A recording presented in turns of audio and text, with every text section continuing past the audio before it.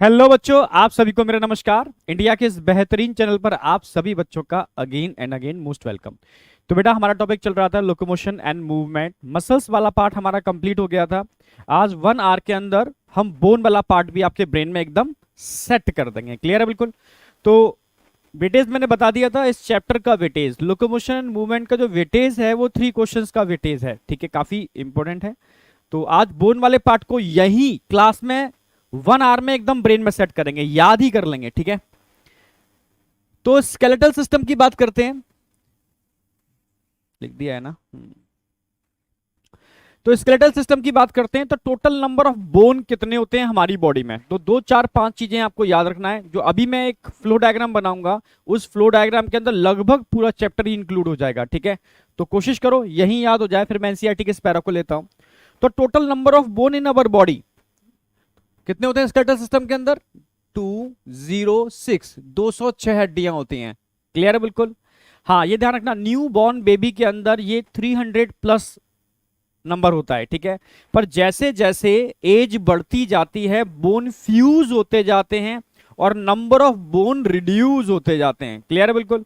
तो एक एडल्ट के अंदर, एडल्ट ह्यूमन के अंदर नंबर ऑफ बोन कितने होते हैं? 206, 206 हड्डियां होती हैं। ठीक है, इस पूरे स्केलेटल सिस्टम को हमने 2 पार्ट में डिवाइड किया है। समझने की कोशिश करना, कोशिश ऐसी करता हूं। ठीक है, कोई नहीं, अब स्केलेटन मंगा लूंगा मैं। ठीक है, अभी ऐसी समझो मैं ही स्केलेटन हूं। ठीक है, हमारी बॉडी का जो बीच वाला पार्ट है, हमारी बॉडी का जो सेंटर वाला पार्ट है, इसको तो बोलते हैं एक्सियल स्केलेटन, एक्सियल स्केलेटन। ठीक है, और ये गिडिल है, अपर गिडिल और लोअर गिडिल। ठीक है, अपर गिडिल और लोअर गिडिल। ठीक है, इन गिडिल में लिम्स जुड़े हुए हैं, तो गिडिल और लिम्स को मिला दिया जाए, गिडिल और लिम्स को मिला दिया जाए, ठीक है, तो उसको अपेंडिकुलर बोलते हैं। तो these are appendicular skeletal system, जिसमें अपर लिम्स भी आ गए, लोअर लिम्स भी आ गए। ठीक है, और सेंटर वाले पार्ट को हम बोलेंगे एक्सियल स्केलेटल सिस्टम। ठीक है, क्या बोलेंगे? Axial skeletal system. तो एक्सियल स्केलेटल सिस्टम में नंबर ऑफ बोन कितने होते हैं? तो आपको याद रखना होगा, इस पूरे सिस्टम को हम 2 पार्ट में डिवाइड करने वाले हैं। ठीक है, तो आप यहां बोलोगे इसको हमने डिवाइड किया एक्सियल स्केलेटल के अंदर और अपेंडिकुलर के अंदर, और सेकंड अपेंडिकुलर। क्लियर है बिल्कुल? अगर मैं एक्सियल की बात करता हूं तो number of bone in axial skeletal system, तो याद रखना होगा आपको, यहां होते हैं 80 बोन। कितने होंगे बेटा? 80 बोन। तो पहले तो हम नंबर याद करने वाले हैं पहले राउंड के अंदर। अपेंडिकुलर में टोटल नंबर ऑफ बोन कितने होंगे? 126। Total number of bone 126। तो ध्यान रखना है, 206 हड्डियों को, 206 बोन को 2 पार्ट में डिवाइड किया। सेंटर वाला पार्ट एक्सियल, और ये समझ में आ गया, इसको बोलते हैं appendicular. Appendicular with upper and lower girdle, appendicular with upper and lower girdle. ठीक है, तो इसको हम टर्म यूज करेंगे बेटा। समझ में आया? अपेंडिकुलर स्केलेटन, बिल्कुल सही। 126 बोन, तो टोटल समझ में आ गया। अब आगे बढ़ते हैं। अगर मैं अपेंडिकुलर की बात करता हूं तो अपेंडिकुलर में क्या क्या आ गया? अपेंडिकुलर में लिम्स, सॉरी, अपेंडिकुलर में गिडिल भी आ गए और लिम्स भी आ गए। ठीक है, तो अपेंडिकुलर को हमने डिवाइड किया लिम्स और गिडिल के अंदर। किसमें डिवाइड किया? गिडिल बोन और लिम्स बोन। समझना, गिडिल में टोटल नंबर ऑफ बोन कितने होते हैं? गिडिल में टोटल नंबर ऑफ बोन 6 होंगे। टोटल नंबर ऑफ बोन यहां पर कितने होंगे? 6। समझाता हूं अभी मैं, टोटल नंबर ऑफ बोन कितने होंगे? 6। जबकि लिम्स में टोटल नंबर ऑफ बोन कितने होंगे? 120 बोन होंगे। ठीक है, तो नंबर ऑफ बोन समझना सबसे पहले पहले राउंड के अंदर किसमें कितने बोन है। ठीक है, अब गिडिल भी 2 टाइप के होते हैं, अपर गिडिल और लोअर गिडिल। भाई अपर गिडिल को आप बोलोगे पैक्टोरल गिडिल, लोअर गिडिल को आप बोलोगे पैल्विक गिडिल। तो इसको हमने फर्दर फिर डिवाइड कर दिया है पैल्विक एंड पैक्टोरल के अंदर, पैल्विक एंड पैक्टोरल के अंदर। अगर पैल्विक गिडिल की बात करते हैं, किसकी? पैल्विक गिडिल की बात करते हैं, तो पैल्विक गिडिल में टोटल नंबर ऑफ बोन 4 होंगे। पैल्विक में टोटल नंबर ऑफ बोन 4 होंगे, और पैक्टोरल में टोटल नंबर ऑफ बोन 2 होंगे बेटा, 2। टोटल नंबर ऑफ बोन कितने हो गए? 6 नहीं हो गए? 6 हो गए ना? तो सबसे पहले तो मैं नंबर ऑफ बोन आपको याद करा रहा हूं। ठीक है, और एक्सियल स्केलेटल सिस्टम में क्या क्या आएगा? एक्सियल का मतलब सेंटर वाला पार्ट, इसमें हेड वाला रीजन आ जाएगा, इसमें आपके वर्टिकल कॉलम आ जाएंगे, इसमें स्टर्नम और रिब्स आ जाएंगे। ठीक है, तो इसको भी हम आगे फर्दर डिवाइड करने वाले हैं। ठीक है, तो एक्सियल स्केलेटल सिस्टम में हम हेड वाला रीजन पढ़ेंगे, हम वर्टिब्रल कॉलम पढ़ने वाले हैं। यहां पर वर्टिब्रल कॉलम के अलावा यहां हम रिब्स और स्टर्नम पढ़ने वाले हैं। ठीक है, ये 3 पार्ट में डिवाइड कर देते हैं एक्सियल स्केलेटल सिस्टम को। ठीक है, 80 बोन है तो 80 बोन को, अच्छा पहले मैं लिख दूं जरा नाम। हेड वाला रीजन हो गया, वर्टिब्रल कॉलम हो गए, और वर्टिब्रल कॉलम हो गए, और क्या आ गया vertebral column, ribs and sternum.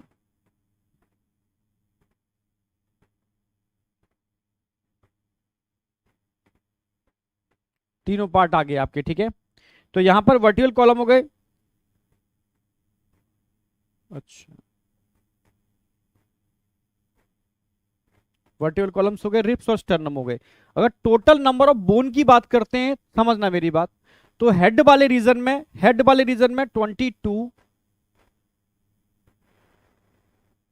Plus Malus इनका स्टैपीज पेयर में 6, और एक हाइयोड बोन 22, एक 29 बोन होंगे टोटल। ठीक है, ऐसे याद रखो।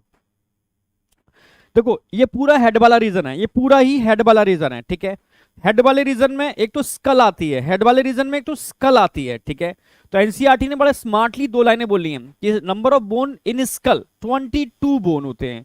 स्कल में कितने होते हैं? 22 बोन होते हैं। ठीक है, और हाइयोड बोन होती है एक नीचे, यू शेप हाइयोड बोन। ठीक है, फिर एनसीईआरटी ने लिखा है hyoid bone also include in skull. ठीक है, तो टोटल 23 बोन हो जाते हैं स्कल वाले रीजन के अंदर। आप समझने की कोशिश करना। ठीक है, आप समझने की कोशिश करना, स्कल वाले रीजन की बात कर रहा हूं जिसके अंदर क्रेनियल, फेशियल और हाइयोड तीनों आ गए। इसके अलावा हेड वाले रीजन में हमारे ईयर के अंदर भी 3 बोन होते हैं, मेलस, इनकस, स्टैपीज।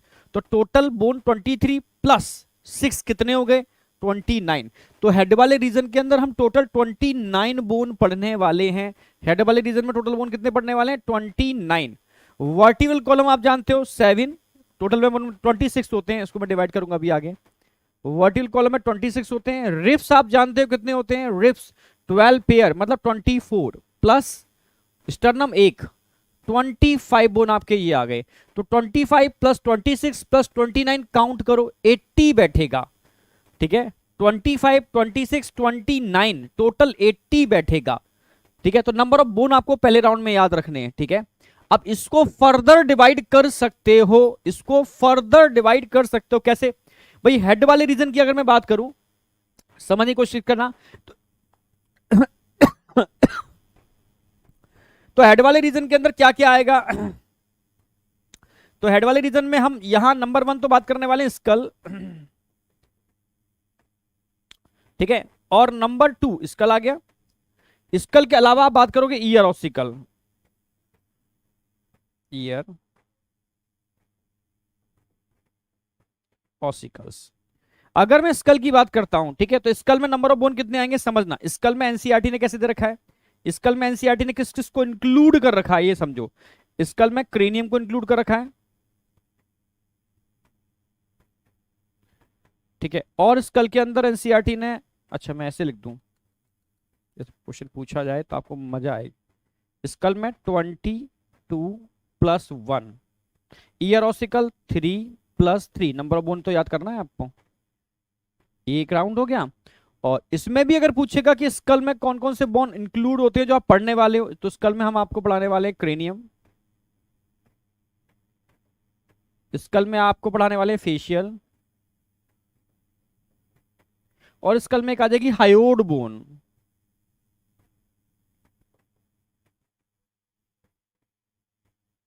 ठीक है, और ईयर ऑसिकल तो आप समझ ही गए, ईयर ऑसिकल में 3 आ जाएंगे, MIS, M I S, malleus, incus, stapes. ये 3 बोन हम आपको ईयर ऑसिकल में पढ़ाने वाले हैं। ठीक है, अब बात आती है वर्टिब्रल कॉलम में आप क्या पढ़ने वाले हो। वर्टिब्रल कॉलम में 26 बोन है, total number of bone in vertebral column आप बोलोगे 26।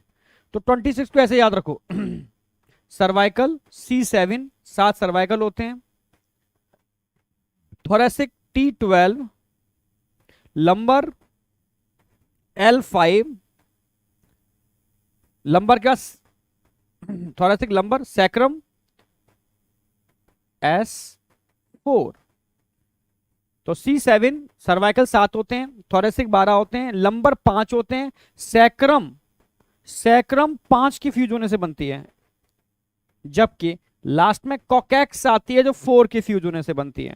तो टोटल काउंट करो आपके 26 बोन होने चाहिए। ऐसे याद रखना, ये 5 फ्यूज होकर के एक ही रह जाएगी, ये 4 के फ्यूज होने से एक ही रह जाएगी, ठीक है। तो 7 12 5 1 1 ऐसे याद रखो, ठीक है। 7 12 5 1 1 ऐसे याद रखो, ठीक है। ऐसे आप याद रखो तो आपको याद रहेगा। 7 सर्वाइकल होती हैं, 12 थोरेसिक होती हैं, 5 लंबर होती हैं, सैक्रम एक होती है जो 5 के फ्यूज होने से बनती है, कॉकैक्स एक होती है जो 4 के फ्यूज होने से बनती है, ठीक है। तो ये वर्टिकल कॉलम हो गए। रिप्स और स्टर्नम, ये तो आप समझ ही रहे हो, रिप्स पेयर में होते हैं 24 पेयर, स्टर्नम एक होता है, इसको हम आगे पढ़ाने वाले हैं, ठीक है। अब पैल्विक गिडल की बात करते हैं, तो पैल्विक गिडल के अंदर 4 बोन होती हैं, ठीक है, पेयर में होते हैं, तो 2 पेयर में लिख देता हूं, 2 पेयर्स। ऐसे पेक्टोरल गिडल में 1 पेयर।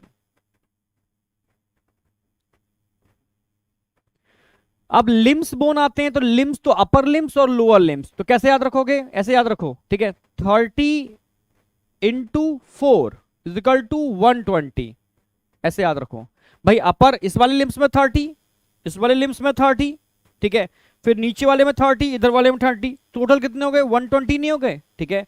तो लिम्स बोन 120 होते हैं, 30 30 30 30 30 इंटू 4 120। तो एक राउंड में तो समझ में आया होगा आपको क्या, कि भाई नंबर ऑफ बोन आपको याद रखने हैं। फिर से बोल रहा हूं मैं, हमारा पूरी स्केलेटल सिस्टम में 206 हड्डियां होती हैं, सेंटर वाले पार्ट को बोलते हैं axial skeletal system, 80 bone. Girdle with appendicular, girdle with limbs मिला के क्या बोलते हैं, अपेंडिकुलर। तो अपेंडिकुलर में कितने बोन्स हो गए, 126, कितने हो गए, 126, क्लियर है बिल्कुल। 80 और 126, 126, क्लियर है। अब मैं अगर एक्सियल की बात करता हूं तो उसमें पूरा हेड रीजन आ जाता है, पूरा हेड रीजन, वर्टिकल कॉलम्स आ जाते हैं, रीढ़ की हड्डी, ठीक है। स्टर्नम एक आ जाता है, और 12 24 रिप्स आ जाते हैं, बस इतना ही आएगा आपका इसमें एक्सियल में।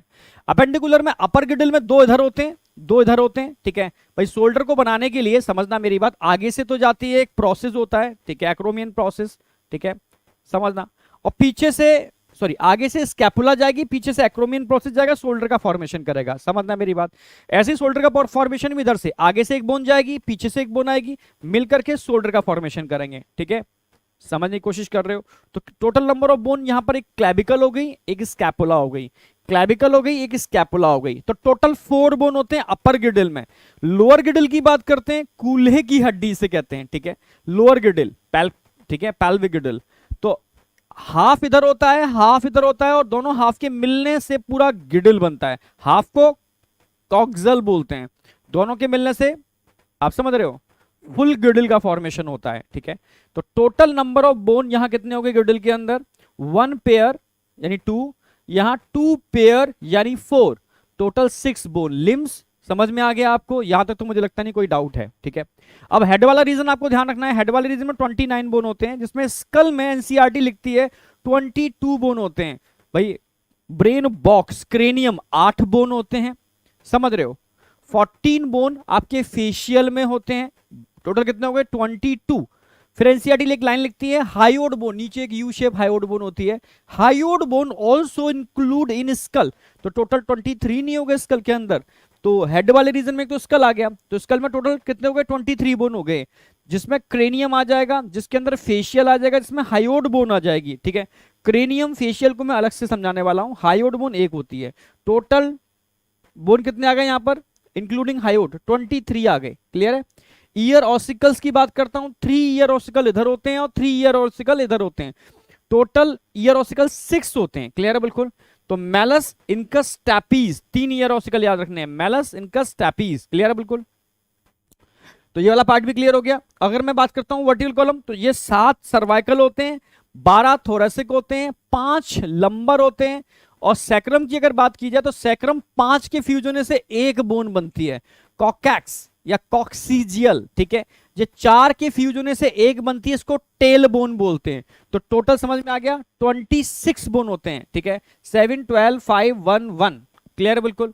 और रिब्स और स्टर्नम तो आपको क्लियर है। तो नंबर ऑफ बोन आपको याद हो गया होगा ऐसा मैं मानता हूं।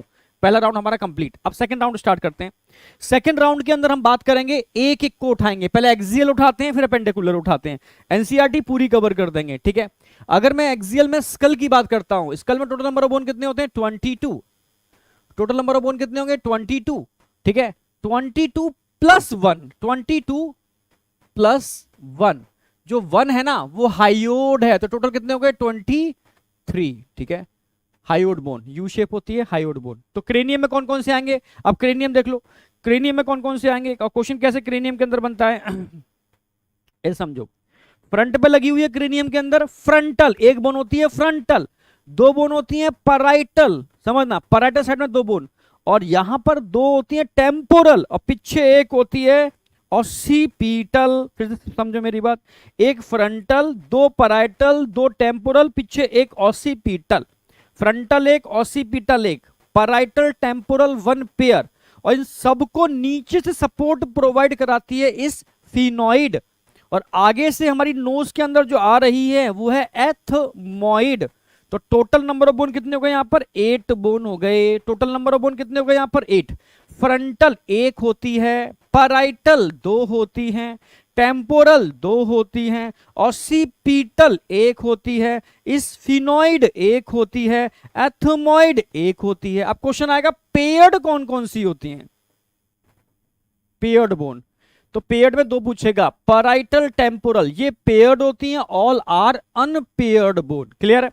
फिर से बोल रहा हूं, फ्रंटल एक, पैराइटल 2, टेम्पोरल 2, ऑसिपिटल एक, सबको सपोर्ट दे रही है इस फिनोइड। और आगे आगे नोज में, आंखों में से देखोगे दिखेगी एथमोइड। तो ये पूरे क्रेनियम के बोन हो गए।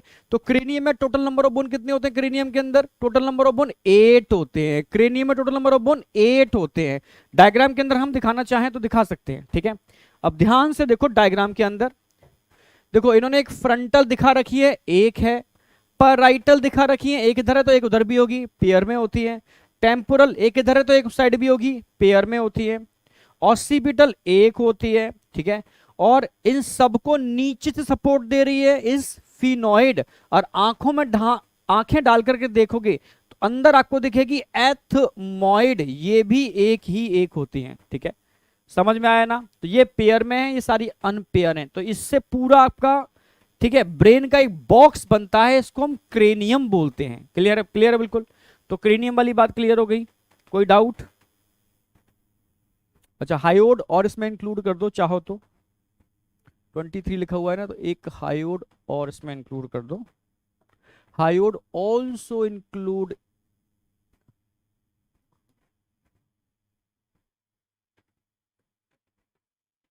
हाइयोड ऑल्सो इंक्लूड, ठीक है, इन स्कल। तो क्रेनियम हमारा क्लियर है। फेशियल हमारा फेस के अंदर कितने होते हैं? फेस में, अब फेस में आ जाओ, ठीक है। फेस की बात कर लेता हूं मैं, ऐसे याद रखो, ठीक है, ऐसे याद रखो। सबसे पहले हम बात करेंगे, ये लैक्राइमल ग्लैंड होती है, इनको टीयर्स ग्लैंड बोलते हैं, लैक्राइमल ग्लैंड। तो लैक्राइमल ग्लैंड वन, भाई यहाँ ग्लैंड 1 पेयर होते हैं, तो बोन भी एक बोन इधर होगी, एक बोन इधर होगी, ठीक है। तो लैक्राइमल, फिर जब हंसते हैं ना तो ये वाला पार्ट बाहर निकल आता है, जब हंसते हैं तो ये वाला पार्ट बाहर निकल आता है। आप समझ रहे? ये वाला पार्ट बाहर निकल रहा है, ठीक है, ये वाला पार्ट बाहर निकलता है, इसको बोलते हैं जायगोमैटिक, ठीक है। तो ये भी 1 पेयर हो गए, लैक्राइमल, जायगोमैटिक। अब देखो नोज पर जाओ, नोज पर नेजल, यहां पर कौन सा पार्ट आ जाएगा? नेजल। जो नेजल वाला पार्ट की हम बात करते हैं तो ऊपर वाला पार्ट क्या है? नेजल। तो नेजल कैसी होती है? अगेन 1 पेयर होती है। फिर से बोल लो, समझा रहा हूं। ये क्या है? Lacrimal, जायगोमैटिक, nasal. कौन सी है? नेजल। और नीचे अगर देखोगे तो इंफीरियर कॉनके देखने को मिलेंगे आपको, ठीक है। नीचे इंफीरियर कॉनके, नोज में अंदर ही होते हैं छोटे छोटे इंफीरियर कॉनके, पेयर में होते हैं। और इसको अगर हटा दो ना, पूरा हटा दो, तो आपको नीचे एक फ्लैट बोन मिलेगी, नीचे एक फ्लैट बोन नीचे लगी हुई है बिल्कुल, इसको बूमर बोलते हैं। एक होती है सिंगल, होती है बूमर, ठीक है। एक च्युइंगम खाई होगी आपने, बूम बूम बूमर, इससे याद रखोगे। तो नोज में 3 बोन हो गए, ऊपर जो दिख रहे हैं ना ये वाले, ये तो नेजल हो गए, ठीक है, ये तो नेजल हो गए। अंदर देखोगे तो अंदर ऐसे इंफीरियर कॉनके होते हैं, इनसाइड इंफीरियर कॉनके होते हैं, ठीक है। और इस सबको अगर हटा दो ना तो नीचे एक फ्लैट बोन होती है, ट्रायंगुलर शेप, बूमर, ठीक है। अब नीचे आ जाओ, यहाँ पर जो हो गया मैक्सिला, लोअर जॉ, मैंडिबल, अंदर तालू होता है, अंदर तालू, ठीक है, हाँ अंदर तालू, इसको बोलते हैं पैलेटाइन, ये भी पेयर में होते हैं। तो सिंगल बोन ध्यान रखनी है, लोअर जॉ सिंगल बोन है, और अंदर जो प्लेट है ट्रेंगुलर वो बूमर है, वो भी सिंगल है। तो क्वेश्चन यही आएगा, ठीक है। अच्छा हाईवुड ज्यादा बड़ा लिख दिया, कोई नहीं।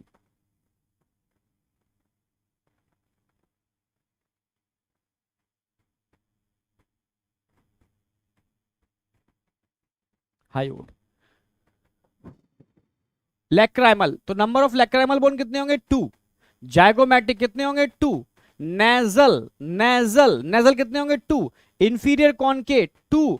वूमर एक बोन होगी, मैंडिबल एक बोन होगी, मैक्सिला 2, और पैलेटाइन भी 2। तो क्वेश्चन यहां पूछेगा अनपेयर, अनपेयर, तो अनपेयर कौन कौन से बोन होते हैं? बूमर अनपेयर है और मैंडिबल अनपेयर है, remaining all are paired bone. याद हो गए होंगे, lacrimal, zygomatic, nasal, inferior concha, vomer अंदर, maxilla, mandible, palatine, complete. Total number of bone कितने होते हैं फेस के अंदर, फेशियल के अंदर? आप बोलोगे 14, 14 हड्डियां होगी, ठीक है। 1 2 3 4 5 6, 12 और 2 14, क्लियर है बिल्कुल। तो यहां आपको 2 इधर याद रखने हैं, 2 इधर याद रखने हैं, इस पर क्वेश्चन बनने की प्रोबेबिलिटी होती है। अगर मैं हाइयोड बोन की बात करता हूं, इसका शेप कैसा होगा? यू शेप होगी, यू शेप बोन होती है हाइयोड बोन, ठीक है। तो टोटल हमारा स्कल कवर हो गया, स्कल वाला पार्ट हमारा कवर हो गया 22 + 1। ईयर ऑसिकल समझ में आ गया होगा, मेलस इनकस स्टैपीज 3 बोन होते हैं, ठीक है। It is a smallest bone, stapes is a smallest bone.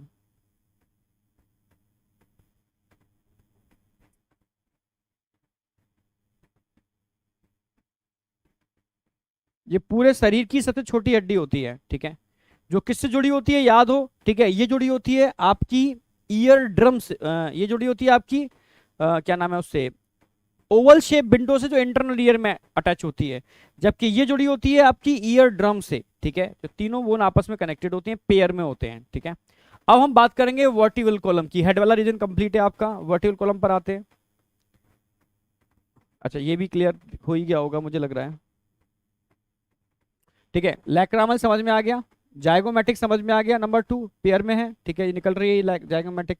Nasal समझ में आ गया आपको, नेजल, नेजल के बाद क्या आ जाएगा? नेजल, इंफीरियर कौन के दे रखा है? नहीं दे रखा है इन्होंने, ठीक है, कोई नहीं, बूमर भी नहीं दे रखी, मैंडिब, मैक्सिला और मैंडिबल दे रखे हैं, हाइयोड बोन दे रखी है इन्होंने, ठीक है। यू शेप होती है, दिखाई दी मैंने, यू शेप होती है। अच्छा ऑसिपिटल कॉन्डाइल में बताने वाला हूँ आगे, अभी वर्टिकल कॉलम के अंदर वापस आ रहा हूँ मैं, स्केल वाला पार्ट हमारा कंप्लीट होता है, ठीक है। Skeletal system consist of framework of bone and few cartilage, इन दोनों के मिलने से बनता है। कार्टिलेज मैंने आपको टिश्यू वाले चैप्टर में बताने हैं, ठीक है, और इसके दोनों के मिलने से बनता है, ठीक है। This system is a significant role in movement, movement में सिग्निफिकेंट रोल है इसका, ठीक है। Image, imagine chewing food without jaw bone and walking around without limbs bone, क्या पॉसिबल है? नहीं, यानी इसी को मूवमेंट बोलते हैं। Bone and cartilage are specialise connective tissue, आप जानते ही हो, ठीक है। Former as very hard matrix due to calcium salt in it and later has slightly pliable matrix due to chondrin sulphate, chondroitin sulphate, ठीक है, जो हम आगे बताने वाले हैं कि कार्टिलेज हल्के से प्लाइबल होते हैं क्योंकि उसके अंदर कॉन्ड्रोइटिन सल्फेट साल्ट होता है, ठीक है। This system is made up of, main चीज है इसमें कितनी हड्डियां होती हैं? 206 बोन होती हैं, एंड फ्यू कार्टिलेज, ठीक है। It is a group into 2 principal division, axial और अपेंडिकुलर, जो मैंने एकदम क्लियर कट तरीके से समझाने की कोशिश की है। तो 26 बोन को हमने एक्सियल और अपेंडिकुलर में डिवाइड कर दिया है, याद भी करा दिया है आपको। स्कल को पूरा मैंने क्लियर कर दिया है 23, ये स्कल का डायग्राम भी बता दिया मैंने। एक्सियल में लिख भी दिया एनसीईआरटी ने, टोटल बोन कितने होते हैं? 80 होते हैं, ठीक है। Along man axis the skull, इसमें क्या क्या आते हैं स्कल के अंदर? यहाँ क्या क्या पढ़ना है एक्सियल में? स्कल पढ़ना है, वर्टिबल कॉलम पढ़ने हैं, स्टर्नम पढ़ना है, रिब्स पढ़नी है, ठीक है। जिसमें skull composed of 2 set of bone, skull में 2 सेट होते हैं बोन के, 2 set of bone cranial and facial, main तो क्रेनियल और फेशियल है स्कल के अंदर, ठीक है। तो टोटल बोन कितने हो गए 22, टोटल बोन कितने हो गए 22। फिर एनसीईआरटी क्या बोलती है समझाता हूं मैं, ठीक है। क्रेनियल बोन आर, क्रेनियल कितने होते हैं 8, बता दिया था मैंने। द फेशियल रीजन, फेशियल में कितने होते हैं 40 बोन होते हैं, made up of 40 skeletal elements, ठीक है। अब इसके अलावा एनसीईआरटी क्या लिखती है, सिंगल यू शेप बोन, क्या बोलते हैं इसको, called hyoid, is present at the base of buccal cavity and it is also include in skull. तो स्कल में टोटल नंबर ऑफ बोन कितने हो गए 23 हो गए। Each mandible, each middle ear consist of, middle ear में क्या होंगे 3 बोन होंगे, मैलस, इनकस, स्टैपीज, ठीक है। इसको हम ईयर ऑसिकल टर्म यूज करेंगे, क्लियर है बिल्कुल। अगर मैं स्कल की बात करता हूं तो हमारी स्कल डाइकॉन्डाइलिक होती है, ह्यूमन की स्कल डाइकॉन्डाइलिक होती है, कैसी होती है डाइकॉन्डाइलिक, हमारी स्कल डाइकॉन्डाइलिक होती है, ऐसे डाइकॉन्डाइलिक। नीचे हमारी स्कल में 2 कॉन्डाइल बने होते हैं, ऐसे ऐसे 1 और 1, ऐसे कॉन्डाइल। ये 2 कॉन्डाइल हमारी जो पहली रीढ़ की हड्डी होती है उसमें फंसे हुए होते हैं, जिसकी वजह से हम ये मूवमेंट कर पाते हैं, ये वाला मूवमेंट, ठीक है, अप एंड डाउन। तो क्योंकि ह्यूमन स्कल कैसी है डाइकॉन्डाइलिक, ठीक है। Vertical column with the help of 2 occipital condyle, इसलिए हमारी स्कल कैसी होती है डाइकॉन्डाइलिक स्कल होती है।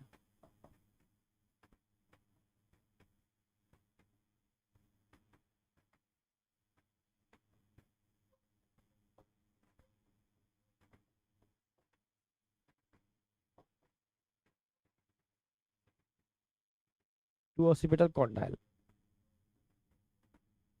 ठीक है, 2 ऑसिपिटल कॉन्डाइल होते हैं, इसलिए हमारी स्कल को हम डाइकॉन्डाइलिक स्कल बोलते हैं, ठीक है। आगे बढ़ते हैं।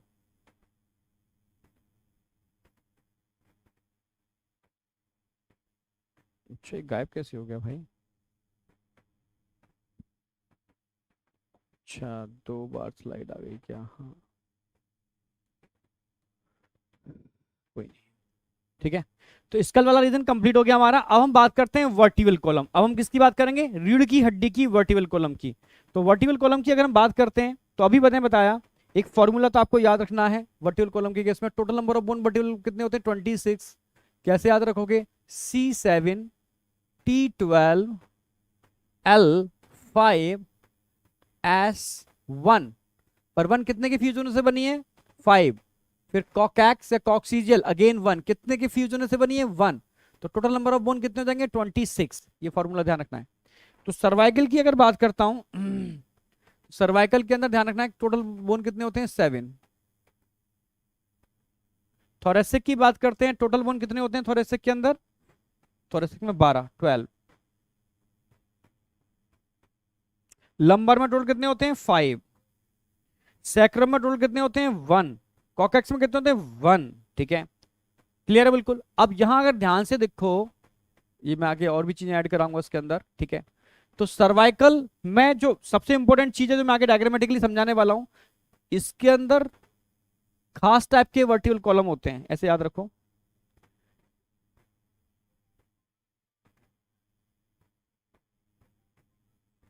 एक मिनट,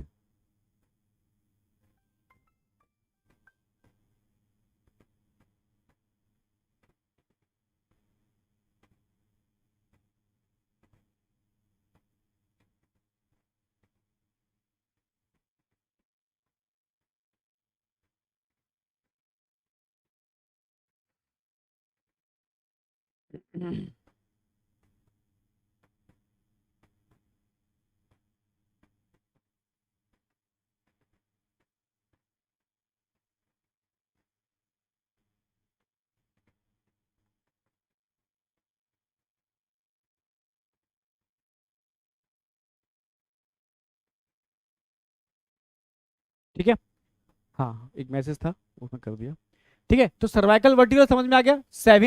7 में ध्यान रखना जो पहली फर्स्ट होती है उसको बोलते हैं एटलस, सेकंड को बोलते हैं एक्सिस, फिर कॉमन होते हैं सारे के सारे, फिर सब कॉमन होते हैं, सारे के सारे कॉमन होते हैं, क्लियर है बिल्कुल। तो ये ध्यान रखना है कि सर्वाइकल वर्टिब्रा कितने टोटल 7 होते हैं, जिसमें से फर्स्ट वाली होती है, फर्स्ट जो होती है ये सेकंड होती है, फिर third, fourth, fifth, six, seventh, ये कॉमन होते हैं, ये नाम होते हैं सर्वाइकल के। थोरेसिक की अगर बात करते हैं तो इनके पास 2 आर्टिकुलेटिंग सरफेस होते हैं, एडिशनल आर्टिकुलेटिंग सरफेस, जो किसी और वर्टिबल कॉलम के पास नहीं होते, फॉर अटैचमेंट ऑफ रिब्स, क्योंकि इनसे दोनों साइड से रिब्स अटैच होते हैं, ठीक है। यहां क्या होते हैं इनके पास, 2 एक्स्ट्रा रिब्स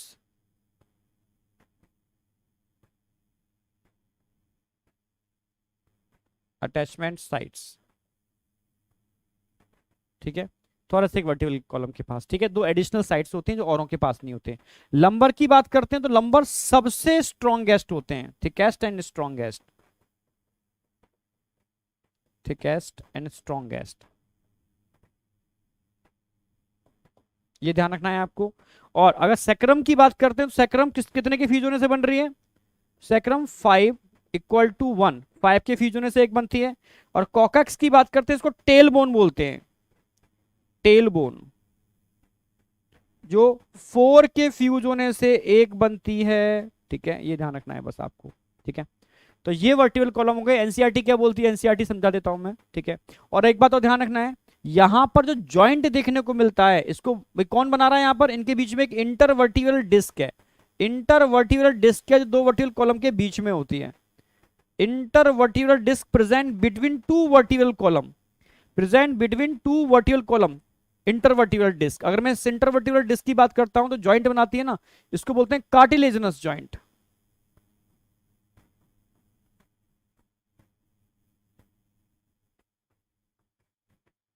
कार्टिलेजिनस जॉइंट, ये ध्यान रखना है आपको। तो ये एनसीईआरटी का डायग्राम है, आपको एकदम ब्रेन में सेट रखना होगा, ठीक है। तो our vertebral column is formed by 26 serially arrange unit होते हैं, इनको वर्टिबल कॉलम बोलते हैं, वर्टिब्रेट, ठीक है। डॉर्सली प्लेस्ड होते हैं, पता ही है। It extend from the base of skull and constitute the main framework of the trunk. Each vertebrae has central hollow portion, जिसको न्यूरल कैनाल बोलते हैं, बताने वाला हूं अभी, through which the spinal cord pass करती है। फर्स्ट वर्टिब्रे को हम एटलस बोलते हैं, क्वेश्चन आता है, ठीक है। एंड इट आर्टिकुलेट विद, किसके संग आर्टिकुलेट करती है, अभी बताया था, ऑसिपिटल कॉन्डाइल होते हैं स्कल के अंदर, उनके साथ। वर्टिबल कॉलम इज, ठीक है, डिफरेंशिएट इनटू 7 सर्वाइकल होते हैं, 12 थोरेसिक होते हैं, 5 लंबर होते हैं, सैक्रल एक होती है, फ्यूज होने से बनती है, कॉकैक्स एक होती है जो अगेन फ्यूज होने से बनती है, ठीक है, रीअरेंज, ठीक है। Starting from the skull, the number of cervical vertebrae are 7 in almost all mammals including human being, ठीक है। The vertebral column protect the spinal cord, support the head and, ठीक है, serve as the point of attachment for the ribs and musculature of the back. और last में आता है sternum, जो मैं बताने वाला हूं अभी आगे रिब्स के अंदर। अब ये थोड़ा सा मैंने एक एडिशनल पॉइंट है जो रूटीन क्लास में मैंने कराता हूं, जिससे कंसेप्ट जन क्लियर होता है एकदम, ठीक है। जैसे स्कल है, स्कल में कितने कॉन्डाइल हैं, 2 कॉन्डाइल हैं, ठीक है। ये फोरामेन होता है जैसे स्पाइनल कॉर्ड पास करती है, इनको बोलते हैं ऑसिपिटल कॉन्डाइल, ये ऑसिपिटल कॉन्डाइल है, 2 ऑसिपिटल कॉन्डाइल, 2 ऑसिपिटल कॉन्डाइल, ठीक है। 2 ऑसिपिटल कॉन्डाइल यहां होते हैं क्योंकि डाइकॉन्डाइलिक स्कल होती है, ठीक है। और ये फंसे होते हैं किसके अंदर, ध्यान से समझने की कोशिश करना, ये यहां पर 2 आर्टिकुलेटिंग सरफेस होती हैं, उनमें फंसे हुए होते हैं, धसे हुए होते हैं इस तरीके से, ये आर्टिकुलेटिंग सरफेस है। आर्टिकुलेटिंग सरफेस का मतलब है ये पहली वर्टिबल कॉलम है, फर्स्ट वर्टिब्रा है जिस पर ये फंसे रहते हैं, ठीक है।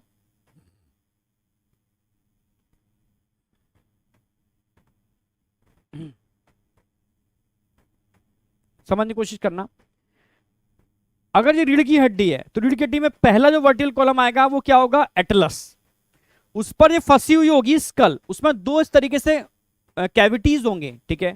इनको आर्टिकुलेटिंग फैसेट बोल सकते हो, आर्टिकुलेटिंग फैसेट, ठीक है, जिसमें ये कॉन्डाइल फंस जाते हैं। दोनों कॉन्डाइल जब फंस जाएंगे तो लेफ्ट और राइट मूवमेंट नहीं हो पाएगा, सिर्फ एक ही मूवमेंट होगा, up and down, up and down, up and down. मेरी बात समझने की कोशिश करना, ओनली सिंगल मूवमेंट होगा, दोनों मूवमेंट पॉसिबल नहीं है, समझ रहा मेरी बात, ठीक है।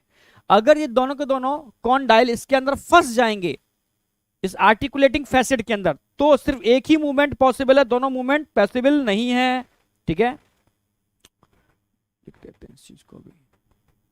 और क्वेश्चन यहां ज्वाइंट पर बनेगा, ध्यान रखना, ज्वाइंट सबसे इंपॉर्टेंट है इसके अंदर।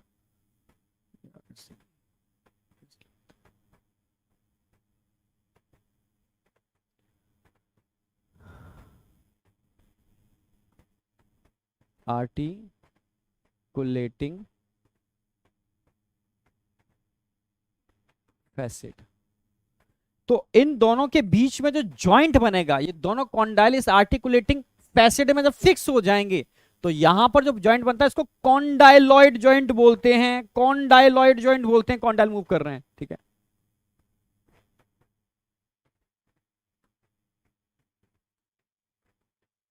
इसको हम बोलते हैं कॉन्डाइलॉइड जॉइंट। यहां क्वेश्चन बनता है क्योंकि स्केलेटल सिस्टम में सबसे इंपॉर्टेंट जॉइंट्स हैं, ठीक है।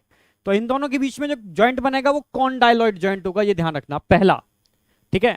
ये कॉन्डाइलॉइड जॉइंट जिसमें सिर्फ स्कल अप एंड डाउन कर सकती है, पर अगर हम लेफ्ट और राइट रोटेट करते हैं स्कल को, लेफ्ट और राइट, तो एक्चुअल में स्कल और एटलस, जो पहली बोन एटलस होती है, दोनों मिलकर के घूमते हैं एक्सिस की इस ओडोंटॉइड पैक के अंदर। ये जो दिख रहा है ना छोटी सी कैविटी, ये तो कैनाल दिख रही है, अभी एनसीईआरटी ने बोला था न्यूरल कैनाल बोलते हैं, मैंने बताई दिया, एनसीईआरटी ने बोला है, ठीक है। ये यहां से कैनाल हमारी स्कल में घुसती है, इसको फोरामेन ऑफ मैग्नम बोलते हैं, ऑसिपिटल बोन के अंदर होता है, ठीक है। ये न्यूरल कैनाल इसमें पूरी पास होगी, सभी के अंदर होगी। और यहां जो दिख रहा है ना आपको, इसको बोलते हैं ओडेंटॉइड फोसा, होल है एक।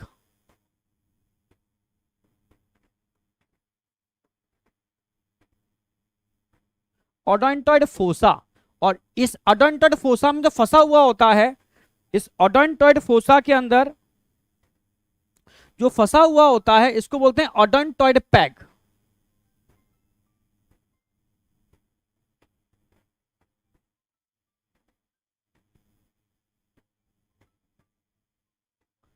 ठीक है, तो ओडोंटॉइड फोसा में जो फंसा हुआ होता है, इसको बोलते हैं ओडोंटॉइड पैग, ठीक है,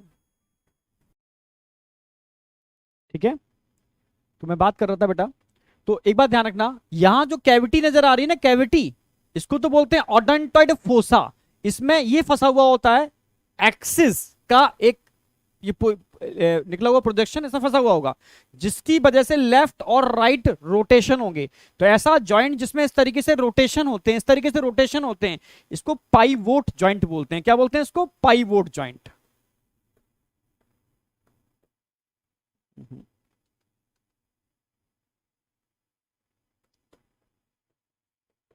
पाइवोट जॉइंट बोलते हैं। ये क्वेश्चन बनेगा पाइवोट जॉइंट पे, क्वेश्चन बनेगा कॉन्डाइलॉइड जॉइंट पर, समझने की कोशिश करना, यहां क्वेश्चन बनेंगे कॉन्डाइलॉइड जॉइंट, पाइवोट जॉइंट, ठीक है।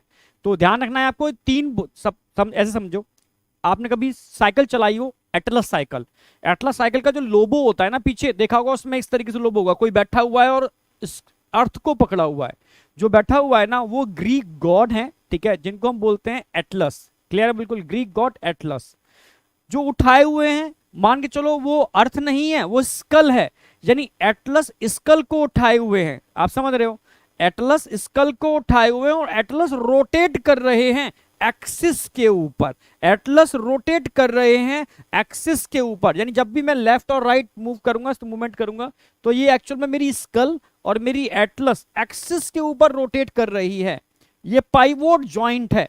जब मैं रोटेशन ऐसे करूंगा तो एक्चुअल में मेरी स्कल एटलस के ऊपर रोटेट कर रही है। ये कॉन्डाइलॉइड जॉइंट है, समझने की कोशिश करना, कॉन्डाइलॉइड जॉइंट है। तो कॉन्डाइलॉइड जॉइंट समझ में आ गया, एटलस और एक्सिस के बीच में पाइवोट जॉइंट समझ में आ गया, ठीक है। इसके बाद जितने भी वर्टिकल कॉलम आएंगे, कॉमन वर्टिकल कॉलम होंगे, ठीक, कॉमन है, ठीक है। इसके अंदर भी न्यूरल कैनाल होती है, न्यूरल कैनाल सबके अंदर होगी, क्योंकि इसमें भी होगी, पर हाफ पार्ट है, ऐसा ही हाफ पार्ट इधर होता है, पर हाफ से ही काम बन रहा है तो हाफ ही दिखाया जाता है। तो इनके बीच में यहां पर सेंटर में न्यूरल कैनाल होती है, ठीक है, तो वो सभी में होगी, ठीक है। अब एक खास बात क्या आएगी, अब एटलस कॉमन वर्टिकल कॉलम से जुड़ेगी और सारे कॉमन आपस में जुड़ेंगे लास्ट तक। इनको जोड़ने के लिए बीच में कार्टिलेज की रिक्वायरमेंट होती है, इसको फाइब्रस कार्टिलेज बोलते हैं। क्या नाम होता है उसका? इंटरवर्टिब्रल डिस्क, दो वर्टिकल कॉलम के बीच मिलने वाली इंटरवर्टिब्रल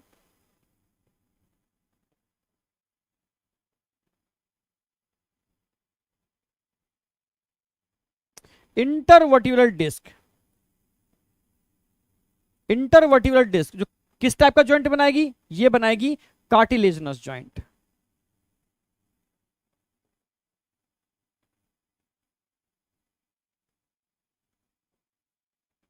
कार्टिलेजनस जॉइंट जो, समझना, cartilaginous joint semi movable joint होते हैं। कार्टिलेजनस जॉइंट जितने भी होते हैं ना बेटा, वो सेमी मूवेबल होते हैं इंटरवर्टिब्रल डिस्क, ठीक है,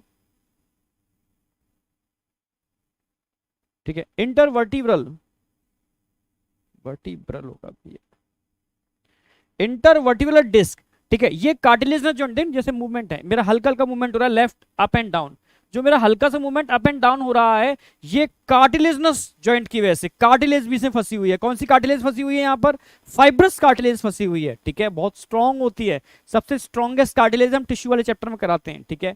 हाँ भाई, हाइलिन कार्टिलेज आप जानते हो, फाइब्रस कार्टिलेज आप जानते हो, और इलास्टिक कार्टिलेज आप जानते हो, ठीक है। तो फाइब्रस सबसे स्ट्रॉन्गेस्ट कार्टिलेज होती है, फाइब्रस कार्टिलेज, ठीक है।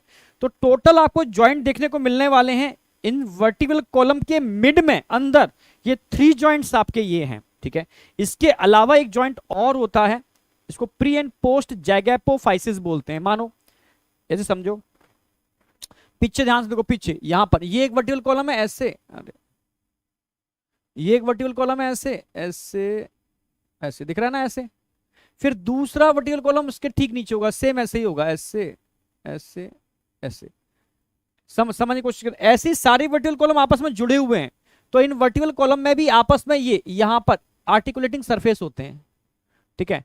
एक को प्री, एक को पोस्ट, प्री एंड पोस्ट, ठीक है, समझने की कोशिश कर रहे हो, जैसे मूवमेंट कर रहा हूं मैं ऐसे ऐसे, तो ये वर्टिकल कॉलम के ये भी आप एक दूसरे के ऊपर क्या कर रहे हैं, ग्लाइड कर रहे हैं, ग्लाइडिंग कर रहे हैं, स्लाइड कर रहे हैं, ठीक है। इसको हम ग्लाइडिंग या स्लाइडिंग जॉइंट बोलते हैं, ठीक है।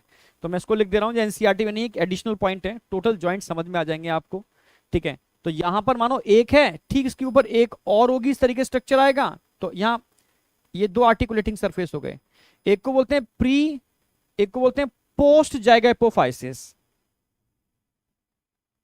Pre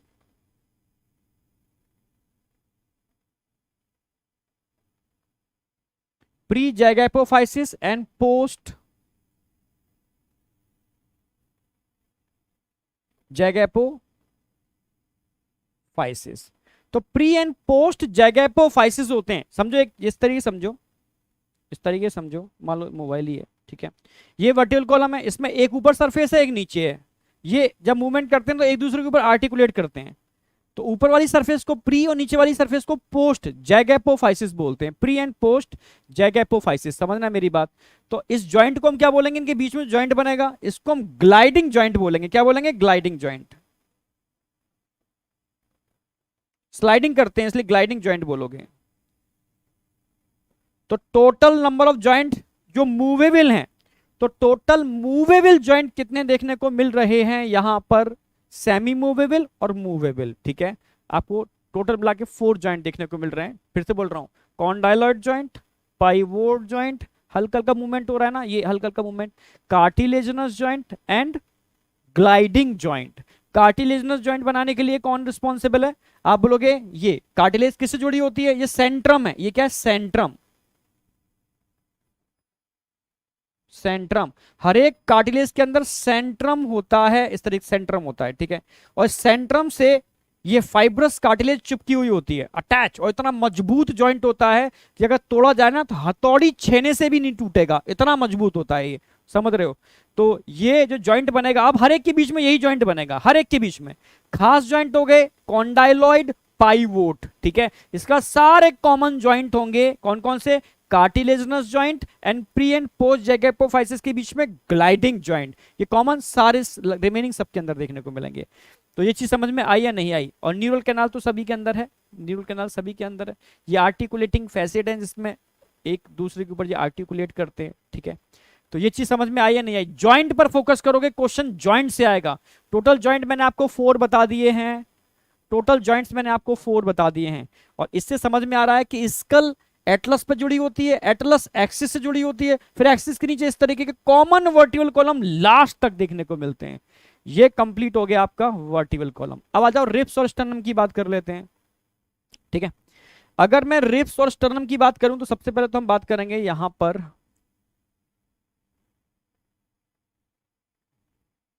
clavicle bone.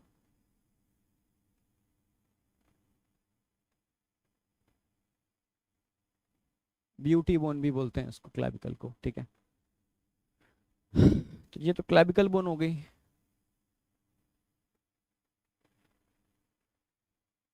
ठीक है, ये सही एस शेप होती है। अब आ गई एस शेप से।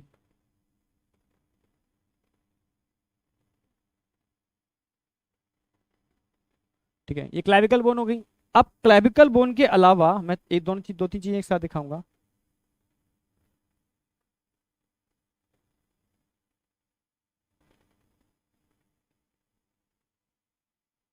एक, दो, तीन, चार, पाँच, छ, सात।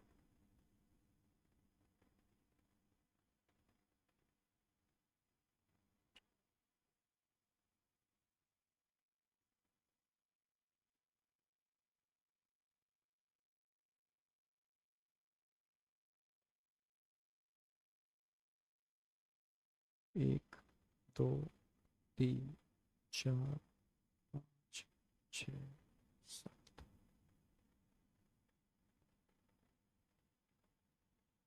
आठ, नौ, 10, 11, 12। अब समझो, एक तरफ तो मैं रिप्स की बात करूंगा, एक तरफ मैं स्टर्नम की बात करूंगा, ठीक है। अगर हम स्टर्नम की बात करते हैं, स्टर्नम की बात करते हैं, स्टर्नम,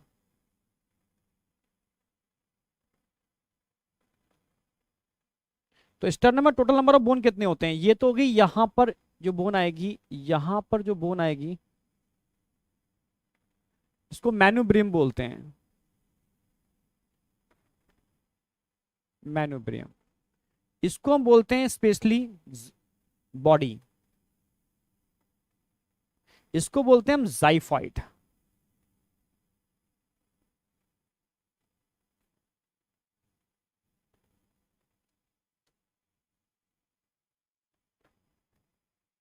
जाइफाइट, जाइफाइट। तो total number of bone sternum में 3 होते हैं, और 3 के फ्यूज होने से एक बोन बनती है, ऐसे याद रखो। टोटल नंबर ऑफ बोन बन होती है जो इन 3 पार्ट के फ्यूज होने से बनती है। ये तो स्टर्नम हो गया।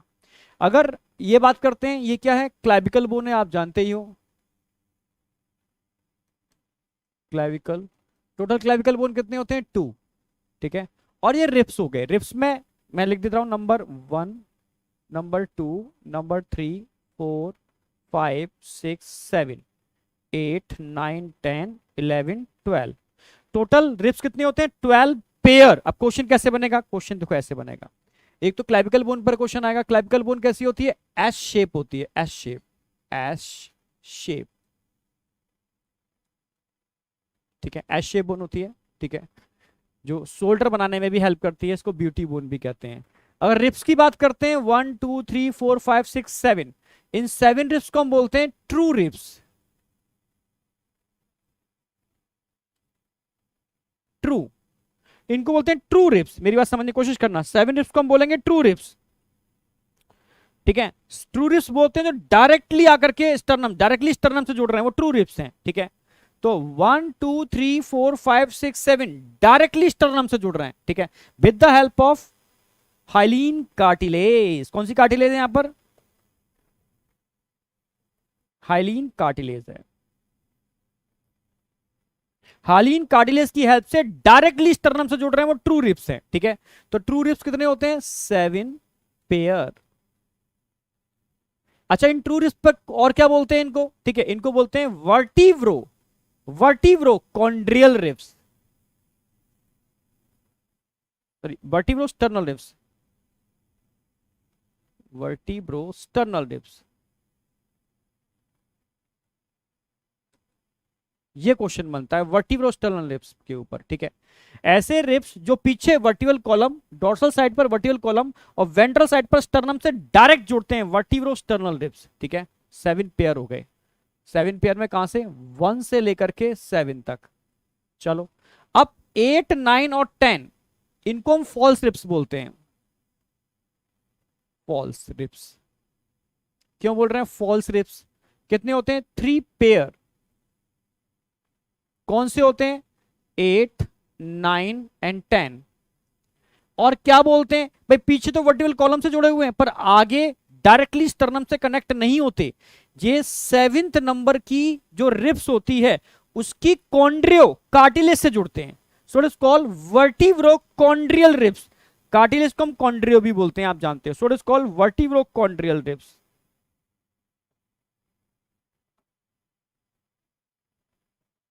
वर्टिब्रो कॉन्ड्रियल रिब्स, ठीक है। वर्टिब्रोकॉन्ड्रियल रिब्स, ये क्वेश्चन आएगा। 11th और 12th रिब्स होते हैं, पीछे तो वर्टिकल कॉलम से जुड़े हुए हैं पीछे की साइड में, पर आगे की साइड में ये किसी चीज से जुड़ते नहीं है, बस फ्लोट करते रहते हैं, floating, only protection of kidney. So it is called floating ribs. क्या बोलते हैं इनको, फ्लोटिंग।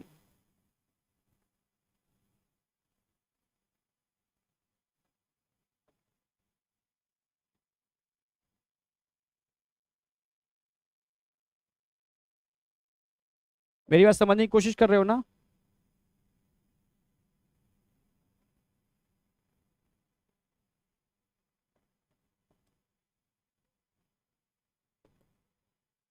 बस क्वेश्चन अगर आएगा नंबर कौन से, 11th, ये ऐसे लिख दो ब्रैकेट में, 2 पेयर पूछ सकता है,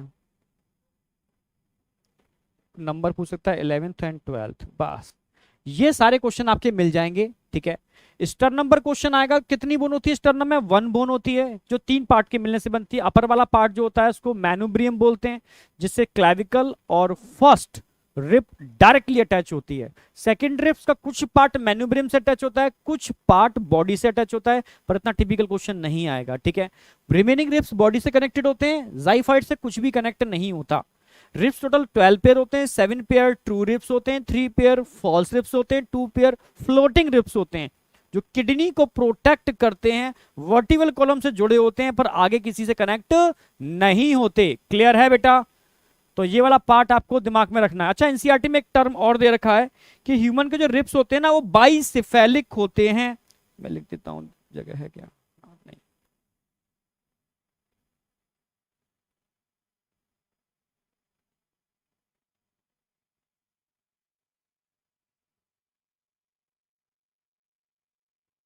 नहीं, बाइसेफेलिक रिप्स।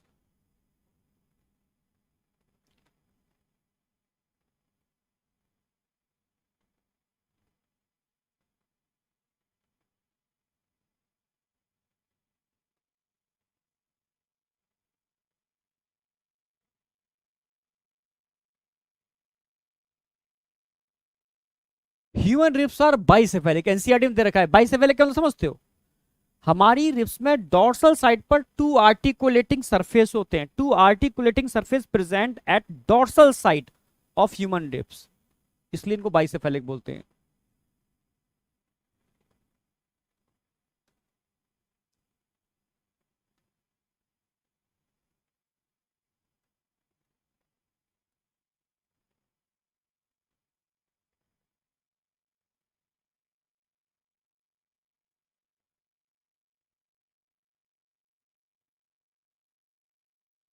जैसे मान लो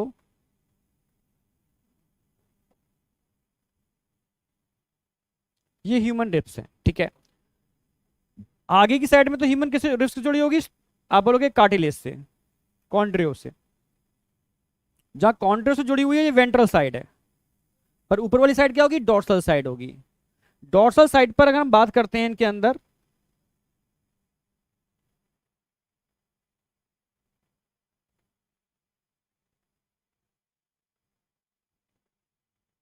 स्ट्रक्चर ऐसा होगा डॉर्सल साइड पर, कुछ ऐसा। इनके पास 2 आर्टिकुलेटिंग सरफेस होते हैं, एक तो ये सरफेस है ही, इसके अलावा यहां पर भी एक छोटा सा एक पार्ट निकला हुआ होता है, जो किससे जुड़ रहा होगा, जो किससे कनेक्ट होगा, आप बोलोगे ये कनेक्ट होगा वर्टिब्रल कॉलम से। मानो ये वर्टिब्रल कॉलम है, ये वर्टिब्रल कॉलम है, ये वर्टिब्रल कॉलम है।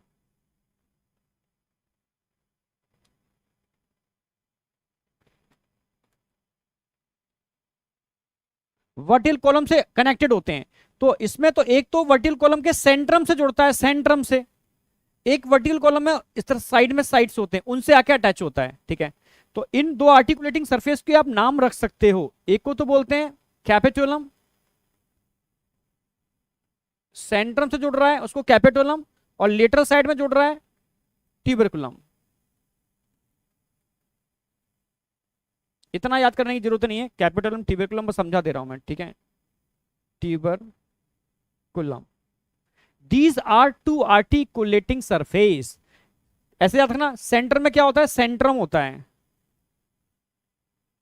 वर्टिकल कॉलम के नीचे सेंट्रम होता है, जो सेंट्रम से जुड़ रहा है सीसी, सेंट्रम से जुड़ रहा है कैपेटुलम, सीसी कैपेटुलम, और रिमेनिंग वाला tuberculum. These are two articulating surface, two articulating surface. इसीलिए तो इसको बाइसेफेलिक बोलते हैं। वेंट्रल या डॉर्सल, डॉर्सल साइड। तो यहां तो क्या है, ये तो हाइलिन कार्टिलेज है ना, हाइलिन कार्टिलेज है, ये वेंट्रल साइड पर होती है, डॉर्सल साइड पर वर्टिकल कॉलम से जुड़ा हुआ होता है ये वाला पार्ट। तो इसमें सेंट्रम से जुड़ रहा है कैपेटुलम, लेटरल साइड में कनेक्ट हो रहा है tuberculum. These are two articulating surface, इसलिए ह्यूमन रिब्स को हम बाइसेफेलिक बोलते हैं, ठीक है। समझे? वापस आ रहा हूं। तो ये पूरा एनसीईआरटी तो मैंने कवर कर ही दिया। अब ये ध्यान रखना है आपको, इसको रिब केज बोलते हैं, रिब केज। क्वेश्चन आता है रिब केज, ये क्या है, रिब केज है। केज मतलब पिंजरा।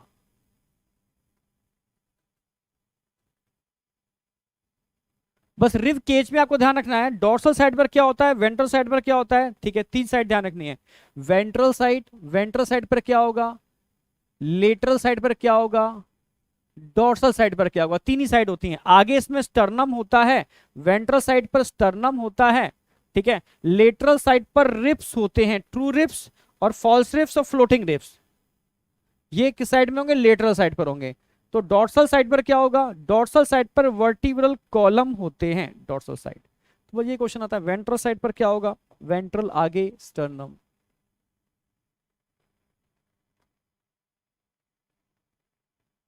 लेटरल साइड पर क्या होगा, रिप्स। डॉर्सल साइड पर क्या होगा, वेंट्रल, डॉर्सल पीछे, तो आप बोलोगे वर्टिब्रल कॉलम, ठीक है। तो रिब केज पिंजरा, पिंजरा नीचे से खुला होता है, देखा, पिंजरा नीचे से खुला होगा तो इसमें डायफ्राम नहीं होगा। अगर थोरेसिक चैम्बर पूछेगा तो डायफ्राम जोड़ोगे। अगर रिब केज पूछेगा, ठीक है, पिंजरा, तो ध्यान रखना है रिब केज का फॉर्मेशन वेंट्रल साइड पर स्टर्नम, डॉर्सल साइड पर वर्टिब्रल कॉलम, लेटरल साइड पर रिब्स के मिलने से होता है, ठीक है। ये तो पूरा बता ही दिया मैंने, कुछ भी नहीं छोड़ा इसके अंदर, कंप्लीट है। अब लिम्स पर आ जाओ। लिम्स में टोटल 30 बोन होते हैं, ऐसे याद रखो। लिम्स में टोटल कितने होंगे, आप बोलोगे 30 इंटू 4 इक्वल टू 120। सिंपल सी बात है, 30 30 30 और 30, टोटल कितने हो गए 120। 30 30 30 और 30 कितने हो गए 120। तो 120 हड्डियां होती हैं, ठीक है। अपर लिम्स और लोअर लिम्स की हम काउंट कर लेते हैं, ठीक है। अब सुन लो मेरी बात, सबसे पहले हम बात करते हैं यहां से। इसको क्या बोलते हैं, इसको बोलते हैं ह्यूमरस। अब अंगूठे की साइड, रेडियस की साइड जो है ये तो ह्यूमरस होगी। जो अंगूठे की साइड है ऊपर वाली, इसको रेडियस बोलते हैं। नीचे की साइड जो है उसको अल्ना बोलते हैं। ये क्या हो गए, कार्पल्स, छोटे छोटे कार्पल्स। रिस्ट बोन जो होते हैं वो कार्पल्स होते हैं। फिर ये क्या हो गए, मेटाकार्पल्स। क्या हो गए, मेटाकार्पल्स। और अंगुलियों के अंदर फैलेंजीज, क्या बोलते हैं इनको, फैलेंजीज। कैसे, आप 3 3 3 3 और 2, टोटल 14 फैलेंजीज होते हैं। समझने की कोशिश कर रहे हो ना? फिर से बोल रहा हूं मैं, काउंट करो, अभी काउंट करो। ह्यूमरस 1, रेडियस अल्ना 2, और कितने हो गए 3। ये होते हैं कार्पल, 8 कार्पल। कितने होते हैं 8 कार्पल्स होते हैं, ठीक है। 8 और 3 11, और 5 होते हैं मेटाकार्पल, 1 2 3 4 ये मेटाकार्पल्स होते हैं, ठीक है, ठीक है। 11 और 5 कितने हो गए बेटा, 16, ठीक है। और ये होते हैं फेलेंजीज, 3 3 3 3 2, टोटल 14 हो गए, 14 और 16 30 बोन हो गए, नाम याद हो गए होंगे, ठीक है। अरे कहां गया, चलिए रहा, ठीक है। तो अपेंडिकुलर के अंदर सबसे पहले हम बात करेंगे इसकी ह्यूमरस की, सबसे पहले हम बात करेंगे ह्यूमरस की, ठीक है। फिर हम बात करेंगे रेडियस की, फिर हम बात करेंगे अल्ना की, फिर हम बात करेंगे कार्पल्स, फिर हम बात करेंगे मेटाकार्पल्स, समझना, और फिर फेलेंजीज, फिर फेलेंजीज की बात करेंगे। अगर मैं नंबर की बात करता हूं, इनके नंबर की बात करूंगा अगर मैं, ठीक है, तो कार्पल्स ह्यूमरस कितने होते हैं, 1, रेडियस कितनी होती है, 1, अल्ना कितनी होती है, 1, कार्पल्स कितने होते हैं, 8, मेटाकार्पल्स कितने होते हैं, 5, और फेलेंजीज कितनी होती हैं, 14, 14। अब काउंट कर लो, ठीक है, अब काउंट कर लो, 8 ये हो गए, 8 9 10 11 और 5 16 और 4 30, 14 कितने हो गए, ठीक है। फेलेंजीज का फॉर्मूला जरूर याद रखना, फॉर्मूला कैसे लिखोगे, 3 3 3 3 2, ये इसका फॉर्मूला हो गया, जो दोनों ही जगह कॉमन होता है, ठीक है। ऐसे ही अगर अपर लिम्स के अंदर बात करेंगे तो अपर लिम्स में यहाँ क्या आ जाएगी, फीमर आ जाएगी, यहाँ क्या आ जाएगी, फीमर आ जाएगी। तो फीमर कितने होंगे, पटेला कितनी होगी, टीबिया कितनी होगी, फिबुला कितनी होगी। अब यहां कार्पल थे तो यहां टार्सल आ जाएंगे, यहां मेटा कार्पल थे तो यहां मेटा टार्सल आ जाएंगे, और लास्ट में फेलेंजीज दोनों जगह कॉमन है।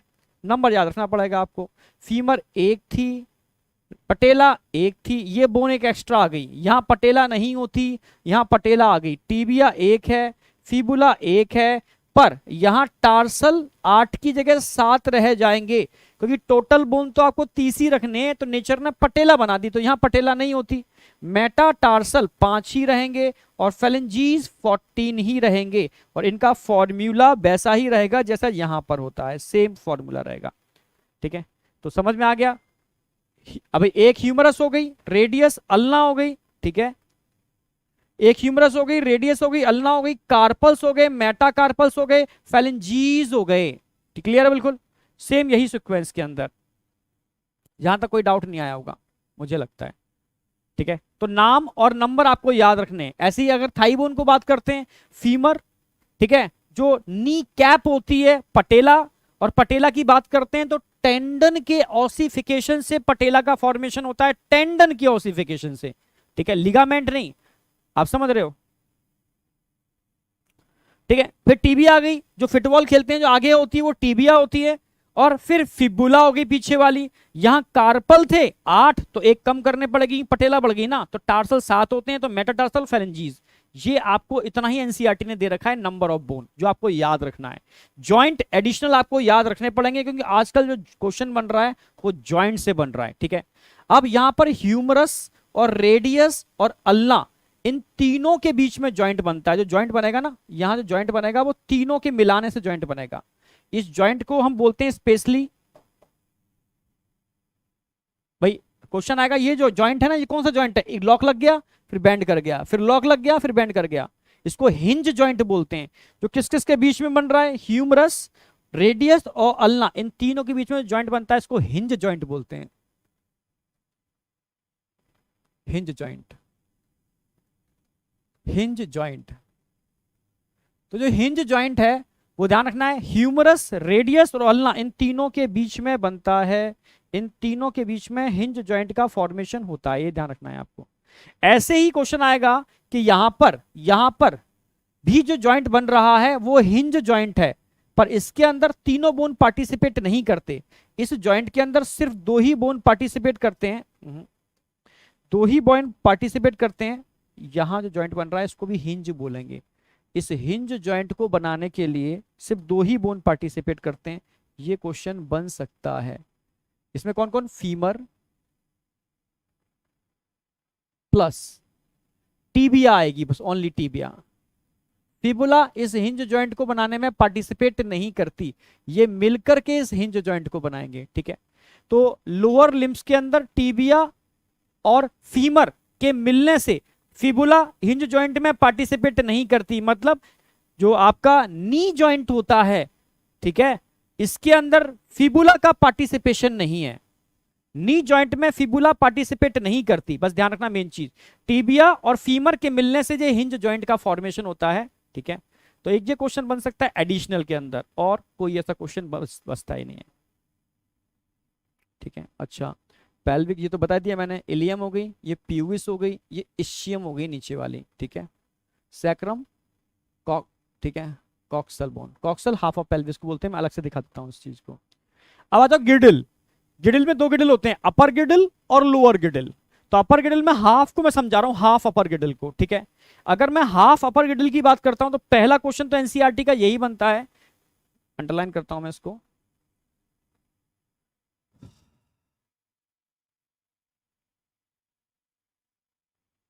Each half of pectoral girdle consist of, यानी हर एक जो आधा पेक्टोरल गिडिल है ना, किस किस के मिलने से बनता है, ठीक है। ये बन के बनेगा clavicle and scapula, clavicle and scapula के मिलने से बनता है। एक तो क्वेश्चन ये आता है। एक क्वेश्चन आएगा इसका, कितने वर्टिकल कॉलम सेकंड और सेवेंथ दे रखा है। Scapula is a large triangular flat bone situated in dorsal part of the thorax between second and seventh ribs. ये क्वेश्चन आता है, ठीक है। ये अक्सर कर पूछा जा रहा है, अक्सर कर पूछा जा रहा है कि अगर मैं स्ट्रैंगुलर बोन की बात करता हूं तो ये हमारी कितनी रिब्स को कवर करती है, स्कैपुला कितनी रिब्स को कवर करती है। तो ट्रायंगुलर बोन है, इसको स्कैपुला बोलते हैं बेटा। ये स्कैपुला जो है बेटा, स्कैपुला मैं लिख देता हूं,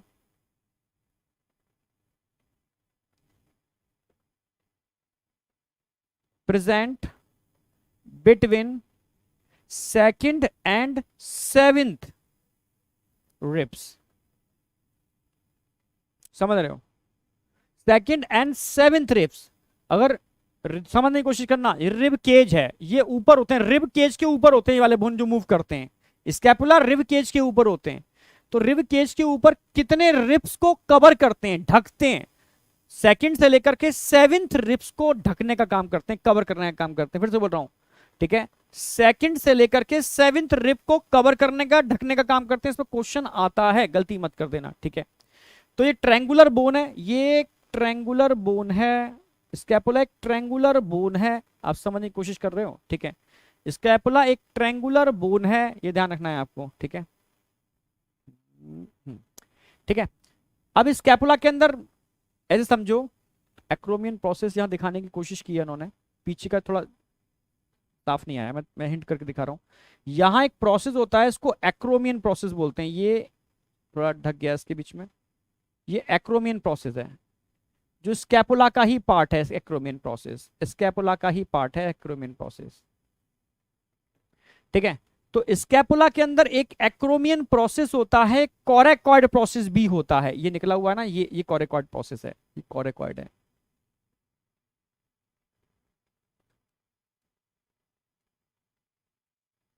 और ये जो दिख रहा है ना, ये एक्रोमियन प्रोसेस है।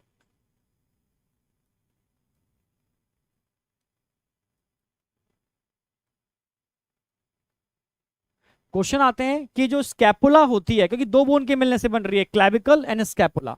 अगर मैं इस पूरे गिडिल की बात कर रहा हूं, मैं बात कर रहा हूं पेक्टोरल गिडिल, समझना, पेक्टोरल गिडिल की बात करता हूं तो पेक्टोरल गिडिल का फॉर्मेशन समझने की कोशिश करना, पेक्टोरल गिडिल की बात कर रहा हूं।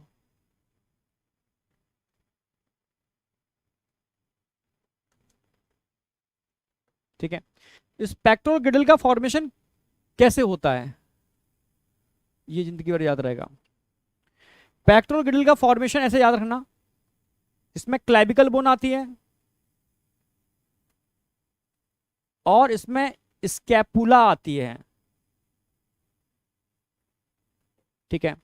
वापस आ रहा हूं, इस पेक्टोरल गिडिल को बनाने के लिए दो बोन होंगी, एक तो क्लैविकल बोन होगी, ये क्लैविकल आई एक, और ये स्कैपुला होगी, ट्रायंगुलर स्कैपुला होगी, ट्रायंगुलर स्कैपुला होगी, जो 2 to 7 रिब्स को कवर करती है। इसके मिलने से हाफ ऑफ पेक्टोरल गिडिल बनता है। ऐसे ही दूसरा तरफ आधा बनेगा।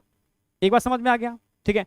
अब इस स्कैपुला, क्लेविकल की बात करते हैं, एस शेप होती है, क्लेविकल एस शेप होती है।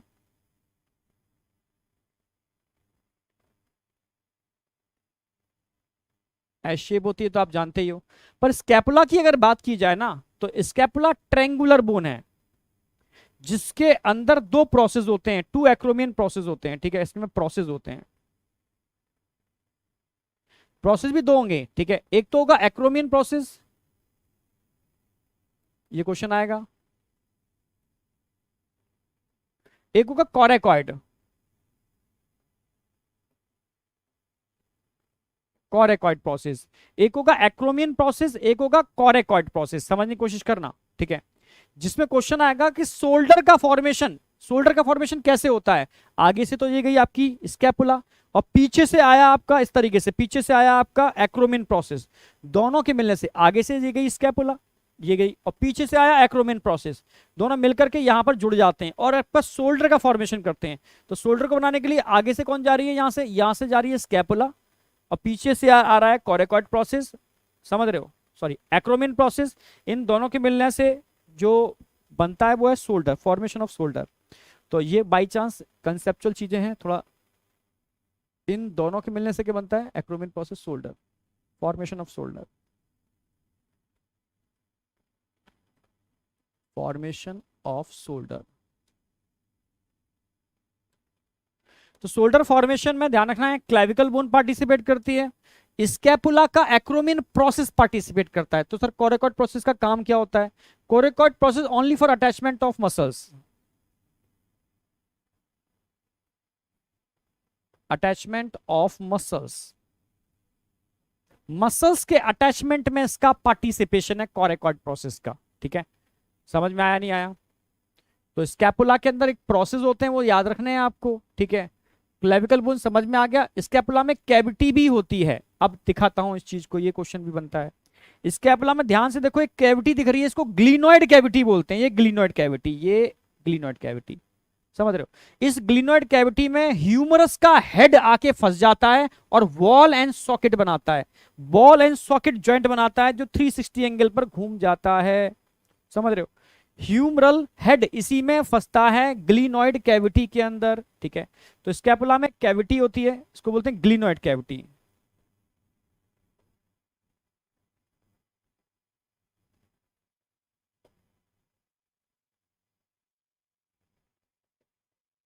ग्लिनोइड कैविटी है, ठीक है। ये क्या बनाती है, ध्यान रखना है, इसमें हेड ऑफ ह्यूमरस, ये मिलकर के बॉल एंड सॉकेट जॉइंट बनाएंगे।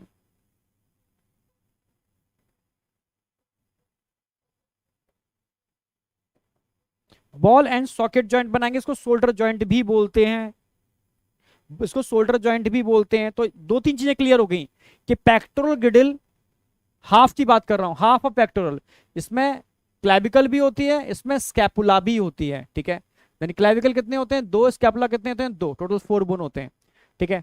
तो क्लैविकल और स्कैपुला का एक्रोमिन प्रोसेस मिलकर के शोल्डर बनाते हैं, coracoid process for attachment of muscles. इसमें कैविटी होती है ग्लिनोइड कैविटी, जिसमें ह्यूमरस का हेड फिक्स होकर के बॉल एंड सॉकेट जॉइंट बनाता है। सारे क्वेश्चन सॉल्व हो जाएंगे यहां से, आपसे कुछ भी नहीं बच रहा। एनसीईआरटी पूरी कवर कर दी है मैंने, डायग्राम समझ में आ रहा है, कितने को कवर करती है ये ध्यान रखना, ठीक है। बस अब आ जाओ पेल्विक गिडल। अगर पेल्विक गिडल की बात करते हैं, पेल्विक गिडल की बात करते हैं बेटा, तो पेल्विक गिडल में हाफ ऑफ पेल्विक को हम कॉक्सल बोन बोलते हैं, ठीक है, coxal bone, half of pelvic को हम क्या बोलते हैं, coxal bone.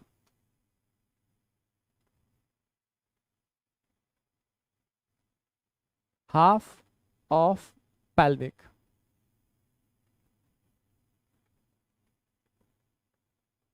Coxal, half of pelvic को हम क्या बोलते हैं, कॉक्सल बोलते हैं। ये क्वेश्चन एक आता है। ऑफ हाफ ऑफ पेल्विक में कितने पार्ट होते हैं, समझना मेरी बात।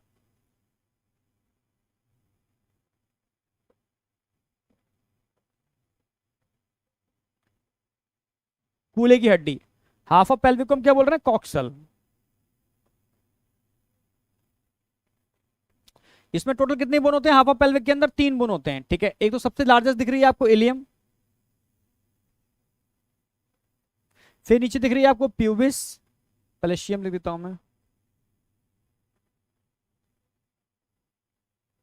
फिर आपको दिख रही है प्यूबिस, प्यूबिस।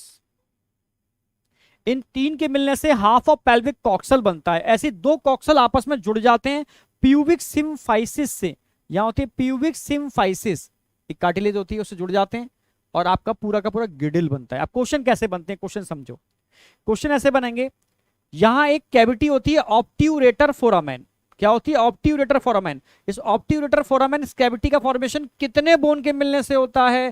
प्यूबिस और इस्चियम। ठीक है, प्यूबिस और इस्चियम मिलके बनाते हैं ऑब्ट्यूरेटर फोरामेन।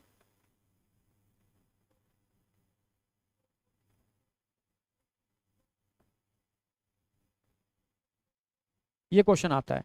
तो ऑब्ट्यूरेटर फोरामेन किस किस के मिलने से बनता है? इस्चियम और प्यूबिस, इनके मिलने से ऑब्ट्यूरेटर फोरामेन बनता है। ये क्वेश्चन आता है, इसको बोलते हैं ऑब्ट्यूरेटर फोरामेन। ठीक है, एक क्वेश्चन आएगा कि यहां पर जैसे मैंने बताया था वहां ग्लिनोइड कैविटी थी ना, ऐसी यहां पर एसिटाबुलम होती है। ये कैविटी दिख रही है, इसको एसिटाबुलम बोलते हैं। एसिटाबुलम ये कैविटी है, होल है, जिसके अंदर आपकी थाई बोन, समझ रहे हो, फीमर का हेड आकर के फंस के वॉलेंस सॉकेट जॉइंट बनाता है। ये क्वेश्चन आएगा। तो इसमें तीनों ही पार्टिसिपेट करेंगे, इसमें तो तीनों ही पार्टिसिपेट करेंगे, यानी इन तीनों के मिलने से, तीनों मिलकर के एसिटाबुलम बनाते हैं।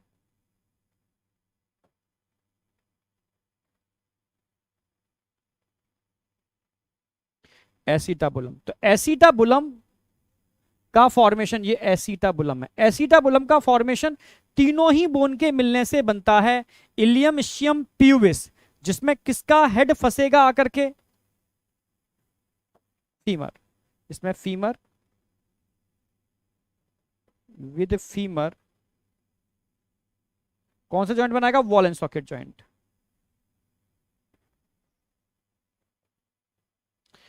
फीमर के साथ मिलकर के वॉल एंड सॉकेट जॉइंट बनाएगा। दिखा देते हैं डायग्राम के अंदर, देखो ये आगे फीमर, फीमर के साथ, फीमर किसमें किसमें एंटर कर रहे हैं? एसिटाबुलम। एसिटाबुलम में फंस करके वॉल एंड सॉकेट जॉइंट बनाएगा। यहां ग्लिनोइड कैविटी में ह्यूमरस फंस के वॉल एंड सॉकेट जॉइंट बनाएगी। ठीक है, तो ये सारे क्वेश्चन जितने बन सकते थे मैंने सारे बता दिए। एनसीईआरटी बियॉन्ड भी थोड़ी सी बात कर ली है। तो एक तो क्वेश्चन बनता है एसिटाबुलम पर, एक बनता है ऑब्ट्यूरेटर फोरामेन पर। ठीक है, किसके मिलने से क्या बनता है? हाफ ऑफ पेल्विक को क्या बोलते हैं? ये कंप्लीट हो जाता है ये पूरा का पूरा गिडल। अब लास्ट आता है जॉइंट्स, जो वेरी वेरी वेरी इंपॉर्टेंट है।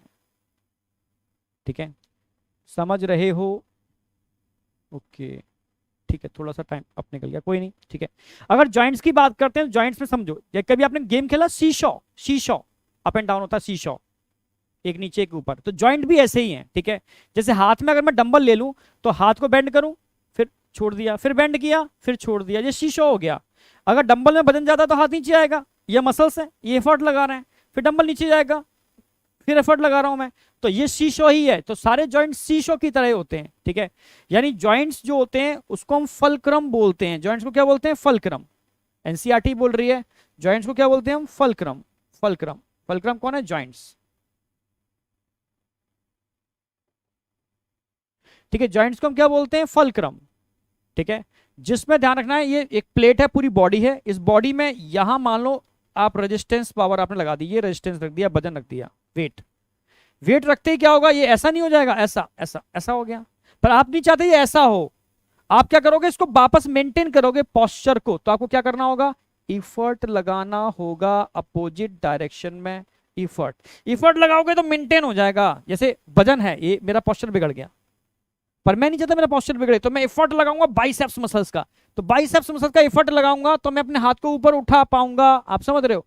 तो जॉइंट फलक्रम है, बॉडी हमारा ये प्लेट है पूरी की पूरी, जिसमें समझ रहे हो ये वेट है। जैसे मानो मैं उठ रहा हूं, ऊपर उठ रहा हूं, पंजों के ऊपर उठ रहा हूं, तो पंजों के जॉइंट्स है ना, वो फलक्रम हो गया। मेरी वजन नीचे आ रही है, बॉडी वेट रेजिस्टेंस नीचे डाल रहा हूं, और मैं एफर्ट मसल से कहां ला रहा हूं? काफ मसल से ऊपर, फिर बॉडी नीचे जा रही है ऊपर, तो अपनी बॉडी को मेंटेन कर पा रहा हूं। ठीक है, फलक्रम जॉइंट के ऊपर। फलक्रम क्या है? Joint, joint. ठीक है, the movable at joint are very depend on the different factors. Joint have been classified into, हाँ थ्री बताने वाला हूँ, थ्री पार्ट में डिवाइड किया है। तो फल्क्रम जॉइंट्स होते हैं जिस पर बॉडी आपकी मूव कर रही है। रेजिस्टेंस मतलब वेट, रेजिस्टेंस मतलब क्या हो गया, वेट वजन हो गया, ठीक है। एफर्ट मतलब मसल्स की बात कर रहे हैं, मसल्स, मसल्स। आप मसल्स की हेल्प से एफर्ट लगा रहे हो, वजन डाल रहे हो, तो इसमें झूल रहा है, पूरी बॉडी मूव कर रही है फल्क्रम के ऊपर, ठीक है। तो ये ध्यान रखना है बस, फल्क्रम पे क्वेश्चन आता है, फल्क्रम मतलब जॉइंट, ओके, यही है जॉइंट। अब जॉइंट थ्री टाइप में डिवाइड कर सकते हो जॉइंट को। एक होते हैं इमूवेबल जॉइंट, एक होते हैं सेमी मूवेबल जॉइंट, आप समझ रहे हो। एक होते हैं इमूवेबल जॉइंट, एक होते हैं सेमी मूवेबल जॉइंट, एक होते हैं हाईली मूवेबल जॉइंट, एक साथ मैंने लिख दिया है। तो जो इमूवेबल जॉइंट होते हैं ये फाइब्रस जॉइंट होते हैं। कैसे होते हैं, फाइब्रस जॉइंट, बिल्कुल कोलिजन फाइबर भर जाता है। जैसे मैंने ध्यान हो आपको, मैंने स्कल का जॉइंट दिखाया था, स्कल के अंदर, स्कल के बीच में दरारें होती हैं, ग्रुप्स, उनमें कोलिजन फाइबर का डिपोजिशन हो जाता है। कोलिजन फाइबर का डिपोजिशन कहाँ होता है, स्कल के ग्रुप्स के अंदर हो जाता है, क्लियर है बिल्कुल। और इमूवेबल, मूवमेंट नहीं होते स्कल के प्लेट्स में, कोई मूवमेंट होते हैं, no, no movement due to deposition of collagen fibre. इसको फाइब्रस जॉइंट बोलते हैं या इमूवेबल जॉइंट बोलते हैं, या टीथ है, टीथ फंसे हुए हैं जॉकेट के अंदर, सॉकेट के अंदर, ठीक है, वहां कोलिजन फाइबर है, याद हो सीमेंटम कोलिजन फाइबर बताया था मैंने। इमूवेबल जॉइंट है तो एनसीईआरटी में एक एग्जांपल दे रखा है स्कल का, ठीक है, सुचर्स, ठीक है, सुचर्स ऑफ स्कल, बेहतरीन एग्जांपल है, इस पर क्वेश्चन आएगा, क्वेश्चन एग्जांपल पर आता है। इमूवेबल जॉइंट, सेमी मूवेबल में दो याद रखो, एक तो आप याद रखो ये इंटरवर्टिब्रल डिस्क, समझ रहे हो, ये कार्टिलेज की वजह से बनते हैं, तो it is also called cartilaginous joint. Semi movable को हम क्या बोलेंगे, कार्टिलेजनस जॉइंट, क्योंकि कार्टिलेज होते हैं बीच में, सेमी मूवेबल कार्टिलेजनस जॉइंट, ठीक है। एक तो आप याद रखो इंटरवर्टिब्रल डिस्क, ठीक है, intervertebral disc between vertebral column. एक याद रखो आप ये रिब्स और स्टर्नम के बीच में हाइलिन कार्टिलेज थी ना, ठीक है, तो रिब्स और स्टर्नम के बीच में हाइलिन कार्टिलेज। और एक प्यूबिक सिम्फाइसिस, कूल्हे की हड्डी, दोनों कॉक्सल बोन जहां जुड़ती हैं बीच में कार्टिलेज होती है, फाइब्रस कार्टिलेज, प्यूबिक सिम्फाइसिस, ये भी सेमी मूवेबल जॉइंट है। तो तीनों सेमी मूवेबल जॉइंट है, ठीक है, इनको कार्टिलेजनस जॉइंट बोलते हैं क्योंकि ये कार्टिलेज की वजह से बनते हैं, ठीक है। एक होते हैं मूवेबल जॉइंट, इनको हम साइनोवियल जॉइंट बोलते हैं क्योंकि इन जॉइंट के बीच में साइनोवियल फ्लूइड होता है, ठीक है। अब इनको कैसे याद रखोगे, ball and socket joint, ball and socket joint जो 100% 360 पर रोटेट कर रहा है, तो शोल्डर जॉइंट और हिप जॉइंट, शोल्डर जॉइंट और हिप जॉइंट, समझ रहे हो ना मेरी बात, अभी बताया था मैंने। यहां ग्लिनोइड कैविटी और ह्यूमरस के बीच में शोल्डर जॉइंट, ऐसे ही एसिटाबुलम और फीमर के बीच में हिप जॉइंट, इसको बॉल एंड सॉकेट जॉइंट बोलते हैं। दो ही एग्जांपल हैं, आपको याद रहेंगे, ठीक है। आगे आ जाओ, कॉन्डाइलॉइड जॉइंट, याद आया, कॉन्डाइलॉइड जॉइंट, कॉन्डाइल, एक तो स्कल और एटलस के बीच में कॉन्डाइलॉइड जॉइंट होता है, स्कल और एटलस के बीच में। इसके अलावा ध्यान रखो, ध्यान से देखो, ये दिख रहा है, ये आपकी उंगली पीछे चली गई, पीछे जा रही है यहां से पीछे, ये कॉन्डाइलॉइड जॉइंट है। तो between atlas and axis and metacarpal और फेलेंजीज के बीच में, ये मेटाकार्पल्स हो गए, ये कार्पल्स, मेटाकार्पल्स, ये फेलेंजीज, तो मेटाकार्पल और फेलेंजीज के बीच में नहीं, ये ऐसे मारते हैं ऐसे, ठीक है, ये वाला पार्ट, ठीक है। ये कौन से जॉइंट हो गए, कॉन्डाइलॉइड जॉइंट हो गए, ठीक है।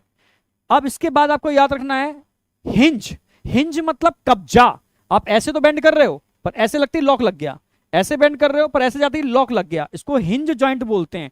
एंकल, नी, एंकल, एंकल, एंकल में भी हिंज जॉइंट होता है, नी जॉइंट तो हिंज जॉइंट है ही, एल्बो जॉइंट भी हिंज जॉइंट है, तीन याद रखो, एंकल, नी, एल्बो। और अगर आप याद रख सकते हो तो बिटवीन फेलेंजीज, ये वाला, ये बिटवीन फेलेंजीज, फेलेंजीज के बीच में ये हिंज जॉइंट है, बिटवीन फेलेंजीज ये हिंज जॉइंट है, ठीक है। अब आता शैडल, शैडल जॉइंट में क्वेश्चन आता है, शैडल एक ही जॉइंट होता है पूरी बॉडी के अंदर, ठीक है, ये यहां पर समझने की कोशिश करना, ये यहां पर, तो ये क्या है, कार्पल, कार्पल, और ये मेटाकार्पल ऑफ थंब, थंब के कार्पल और मेटाकार्पल के बीच में ये गड्ढा दिख रहा है ना, ये यहां पर हिंज जॉइंट है, समझना, यहां पर हिंज जॉइंट है, ठीक है, ये यहां पर, ठीक है। तो हिंज जॉइंट कहां होता है, hinge joint present between metacarpal and carpals of thumb, only thumb के अंदर, ठीक है। ग्लाइडिंग, ग्लाइडिंग का मतलब स्लाइड कर रहे हैं, रिस्ट जॉइंट भी ग्लाइडिंग जॉइंट होते हैं, एंकल जॉइंट भी ग्लाइडिंग जॉइंट होते हैं, ठीक है। और एक एडिशनल मैंने बताया था beyond NCERT pre and post zygapophysis vertical column के अंदर, दो याद रख लो सफिशिएंट है। पाइवोट जॉइंट जो कुली पर घूम रहा है, पाइवोट जॉइंट कुली पर घूम रहा है, एटलस और एक्सिस के बीच में पाइवोट जॉइंट होता है, और रेडियस और अल्ना के बीच में भी पाइवोट जॉइंट होता है। ध्यान हो, ये तो रेडियस है, ये ऊपर अल्ना, ये ऊपर रेडियस है, नीचे अल्ना है, नीचे वाली अल्ना है। अब देखो रोटेट करो तो रेडियस अल्लाह के ऊपर घूम रही है, एक्चुअल में रेडियस अल्लाह के ऊपर घूम रही है यहां पर, ठीक है। तो यहां पर भी इस तरीके से कुली में घूम रही है, तो पाइवोट जॉइंट है। तो रेडियस और अल्लाह के बीच में, एटलस और एक्सिस के बीच में, अब मैं फिर से बोल रहा हूं आपको, 2 मिनट में याद करना। इमूवेबल जॉइंट एक याद रखो, सुचर्स, ठीक है, कहां होते हैं, स्कल के अंदर, टीथ में भी होते हैं, ठीक है। सेमी मूवेबल कार्टिलेज की वजह से बनते हैं, so it is called cartilaginous joint. Intervertebral disc, pubic symphysis और रिब्स और स्टर्नम के बीच में सेमी मूवेबल, ठीक है। मूवेबल मतलब साइनोबियल, तो सबसे पहला वॉल एंड सॉकेट याद रखो, शोल्डर और हिप जॉइंट साइनोबियल के अंदर, ठीक है। दूसरा मैंने बताया था कॉन्डाइल, कॉन्डाइल एटलस और एक्सिस के बीच में कॉन्डाइल, ठीक है। मेटाकार्पल और कार्पल के बीच में कॉन्डाइल, कॉन्डाइलॉइड जॉइंट, दो याद रख लो, ठीक है। फिर इसके बाद कौन सा है कॉन्डाइल की बात आएगा, हिंज, हिंज मतलब कब्जा, तो एल्बो, नी और एंकल, 3 हिंज जॉइंट हो गए, एक डायरेक्शन मूव कर रहे हैं, दूसरे डायरेक्शन में ब्लॉक लग रहा है। शैडल एक ही जॉइंट है, शैडल का एक ही एग्जांपल है थंब, मेटाकार्पल और carpal of thumb. Gliding, gliding wrist और एंकल ग्लाइडिंग है, प्री एंड पोस्ट जैकोपोफाइसिस भी ग्लाइडिंग है। पाइवोट कुली में जो घूम रहा है, पाइवोट एटलस और एक्सिस के बीच में तो पाइवोट है ही, पर साथ में रेडियस और अल्ना के बीच में भी पाइवोट होता है। हो गई याद, क्या बचा, समझे, समझे या नहीं समझे, ठीक है। ऐसे याद रखो, मैं ऐसे बताता हूं, यहां पर सुचर्स आ गए, ये भी कौन, ये देखो जो लोअर जो फंसा होता है ना, ये कॉन्डाइलॉइड है, ये आप एमबीबीएस में पढ़ोगे कॉन्डाइलॉइड जॉइंट, ठीक है। अब समझना मेरी बात, ये जॉइंट ये भी कौन सा कॉन्डाइलॉइड जॉइंट, ये पाइवोट जॉइंट। फिर अब मैं बैक मुड़ रहा हूं, ये कौन सा आ गया, ग्लाइडिंग जॉइंट और कार्टिलेजनस जॉइंट। समझना मेरी बात, ये पोर्शन कंप्लीट हो गया, अब यहां पर आ जाओ। अच्छा, अब ये कौन सा जॉइंट हो गया, semi movable cartilaginous joint, semi movable. नीचे pubic symphysis semi movable cartilaginous joint, clear बिल्कुल। और intervertebral disc semi movable cartilaginous joint. अब आ जाओ लिम्स पर, ball and socket joint, hinge joint, ये हिंज जॉइंट हो गया। यहां पर pivot joint, pivot joint, gliding joint, saddle joint, condyloid joint, hinge joint, खत्म। सेम नीचे लोअर में, हिप के अंदर सेम नीचे चली जाएगी, ठीक है। तो जॉइंट वाला पार्ट तो मुझे लगता है याद हो गया होगा पूरा ही। डिसऑर्डर तो ज्यादा नहीं है, डिसऑर्डर 3 मैंने वहां करा दिया था। ऑर्थोराइटिस, ऑर्थो मतलब होता है जॉइंट, आइटिस मतलब होता है इन्फ्लामेशन। अगर किसी भी इंसान के जॉइंट में इन्फ्लामेशन हो रहा है तो उसके लिए टर्म यूज करते हैं arthritis, arthritis inflammation in joint.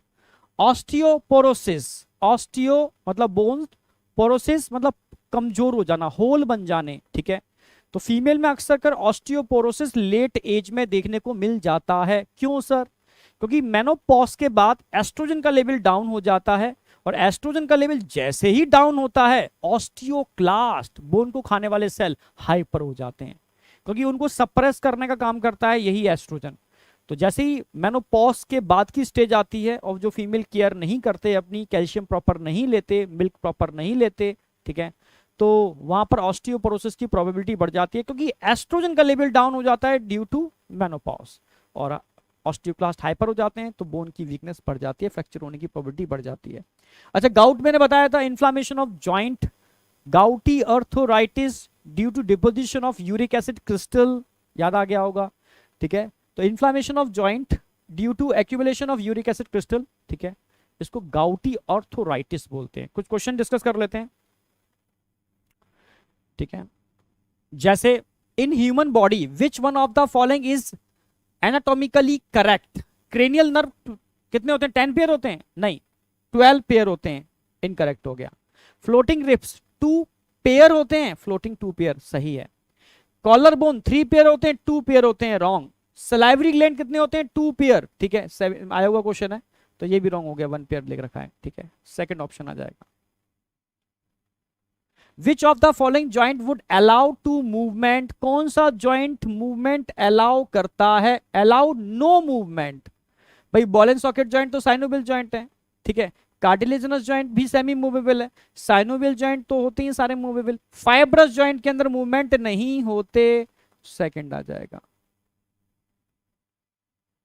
Which of the following is not a function of skeletal muscles, जरा आप बताओ कौन नहीं होगा? Locomotion, production of erythrocytes, storage of minerals, production of body heat.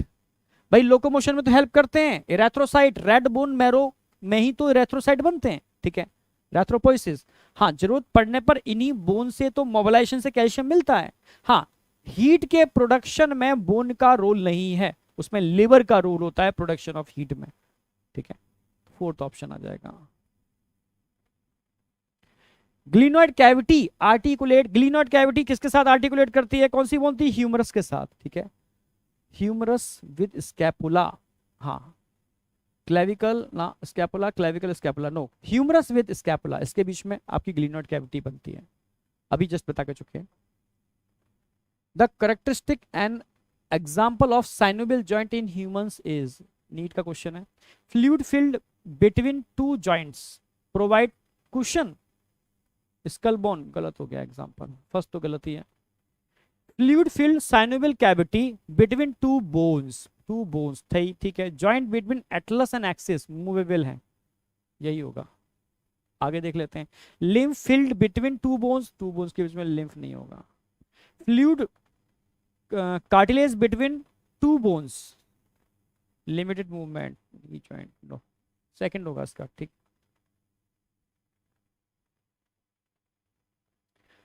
Select the correct statement with respect to locomotion in human, locomotion के बारे में correct पूछा है। Accumulation of uric acid crystal in joints cause their inflammation, ठीक है।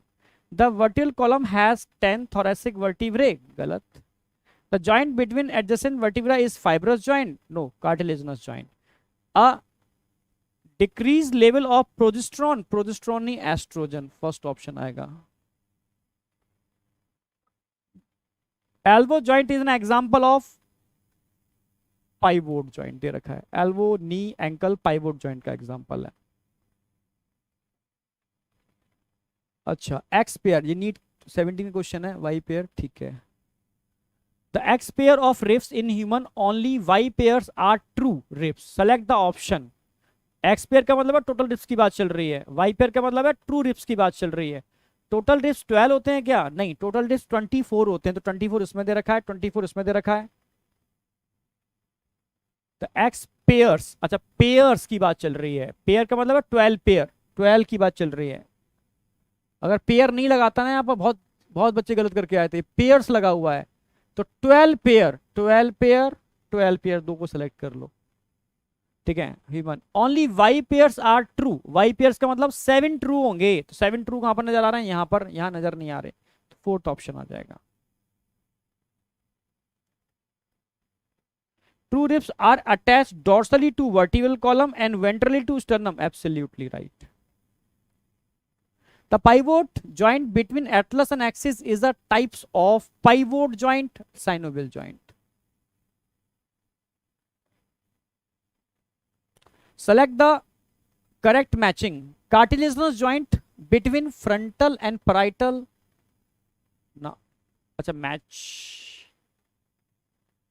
Matching कर लेते हैं, शायद ऑप्शन इसमें नहीं आए पूरे ऑप्शन। ये correct match, select the correct matching, ठीक है, करेक्ट तो नहीं है, between frontal and parietal cartilaginous joint नहीं होता, फाइब्रस होता है।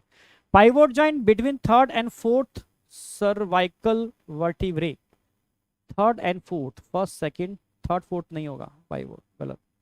Hinge joint between humerus and pectoral girdle, नहीं, ball and socket joint.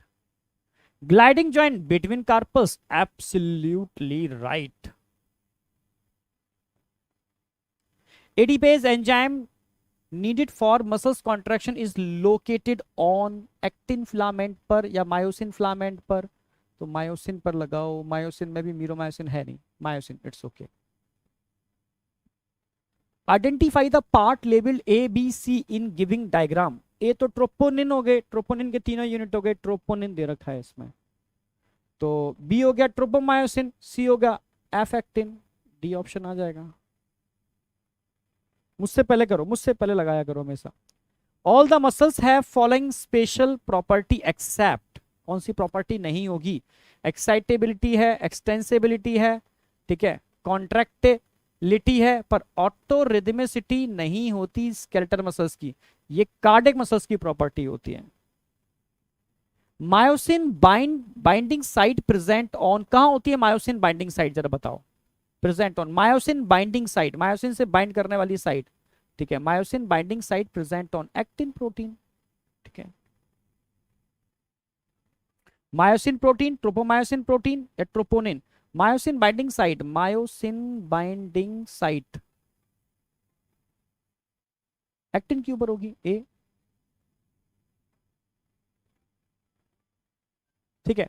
Each fasciculus of skeletal muscles fiber is surrounded by fasciculus, each fasciculus, epimysium perimysium, perimysium कल बताया था, muscles की covering epimysium, fasciculus की कवरिंग पेरीमाइसियम, और muscle fibre की covering endomysium, ठीक है। Contractile unit of muscle fibre, muscle fibre की कॉन्ट्रैक्टाइल यूनिट क्या है? कॉन्ट्रैक्टाइल यूनिट, कॉन्ट्रैक्शन करने वाली, sarcomere, contractile unit sarcomere. Anatomical unit पूछेगा तो muscle fibre, anatomical unit muscle fibre. Okay बेटा, तो मैं मान के चल रहा हूं स्केलेटल सिस्टम याद ही हो गया होगा, ठीक है। कोशिश मैंने पढ़ाने की नहीं किया, याद कराने की थी, ठीक है। तो thank you, all the best for NEET 2023, ठीक है। और गॉड ब्लेस यू, प्रभु का आशीर्वाद बना रहे आपके ऊपर, साथ साथ में आपके पेरेंट्स का आशीर्वाद सबसे इंपॉर्टेंट रोल प्ले करता है, वो आपके साथ रहना चाहिए, ठीक है।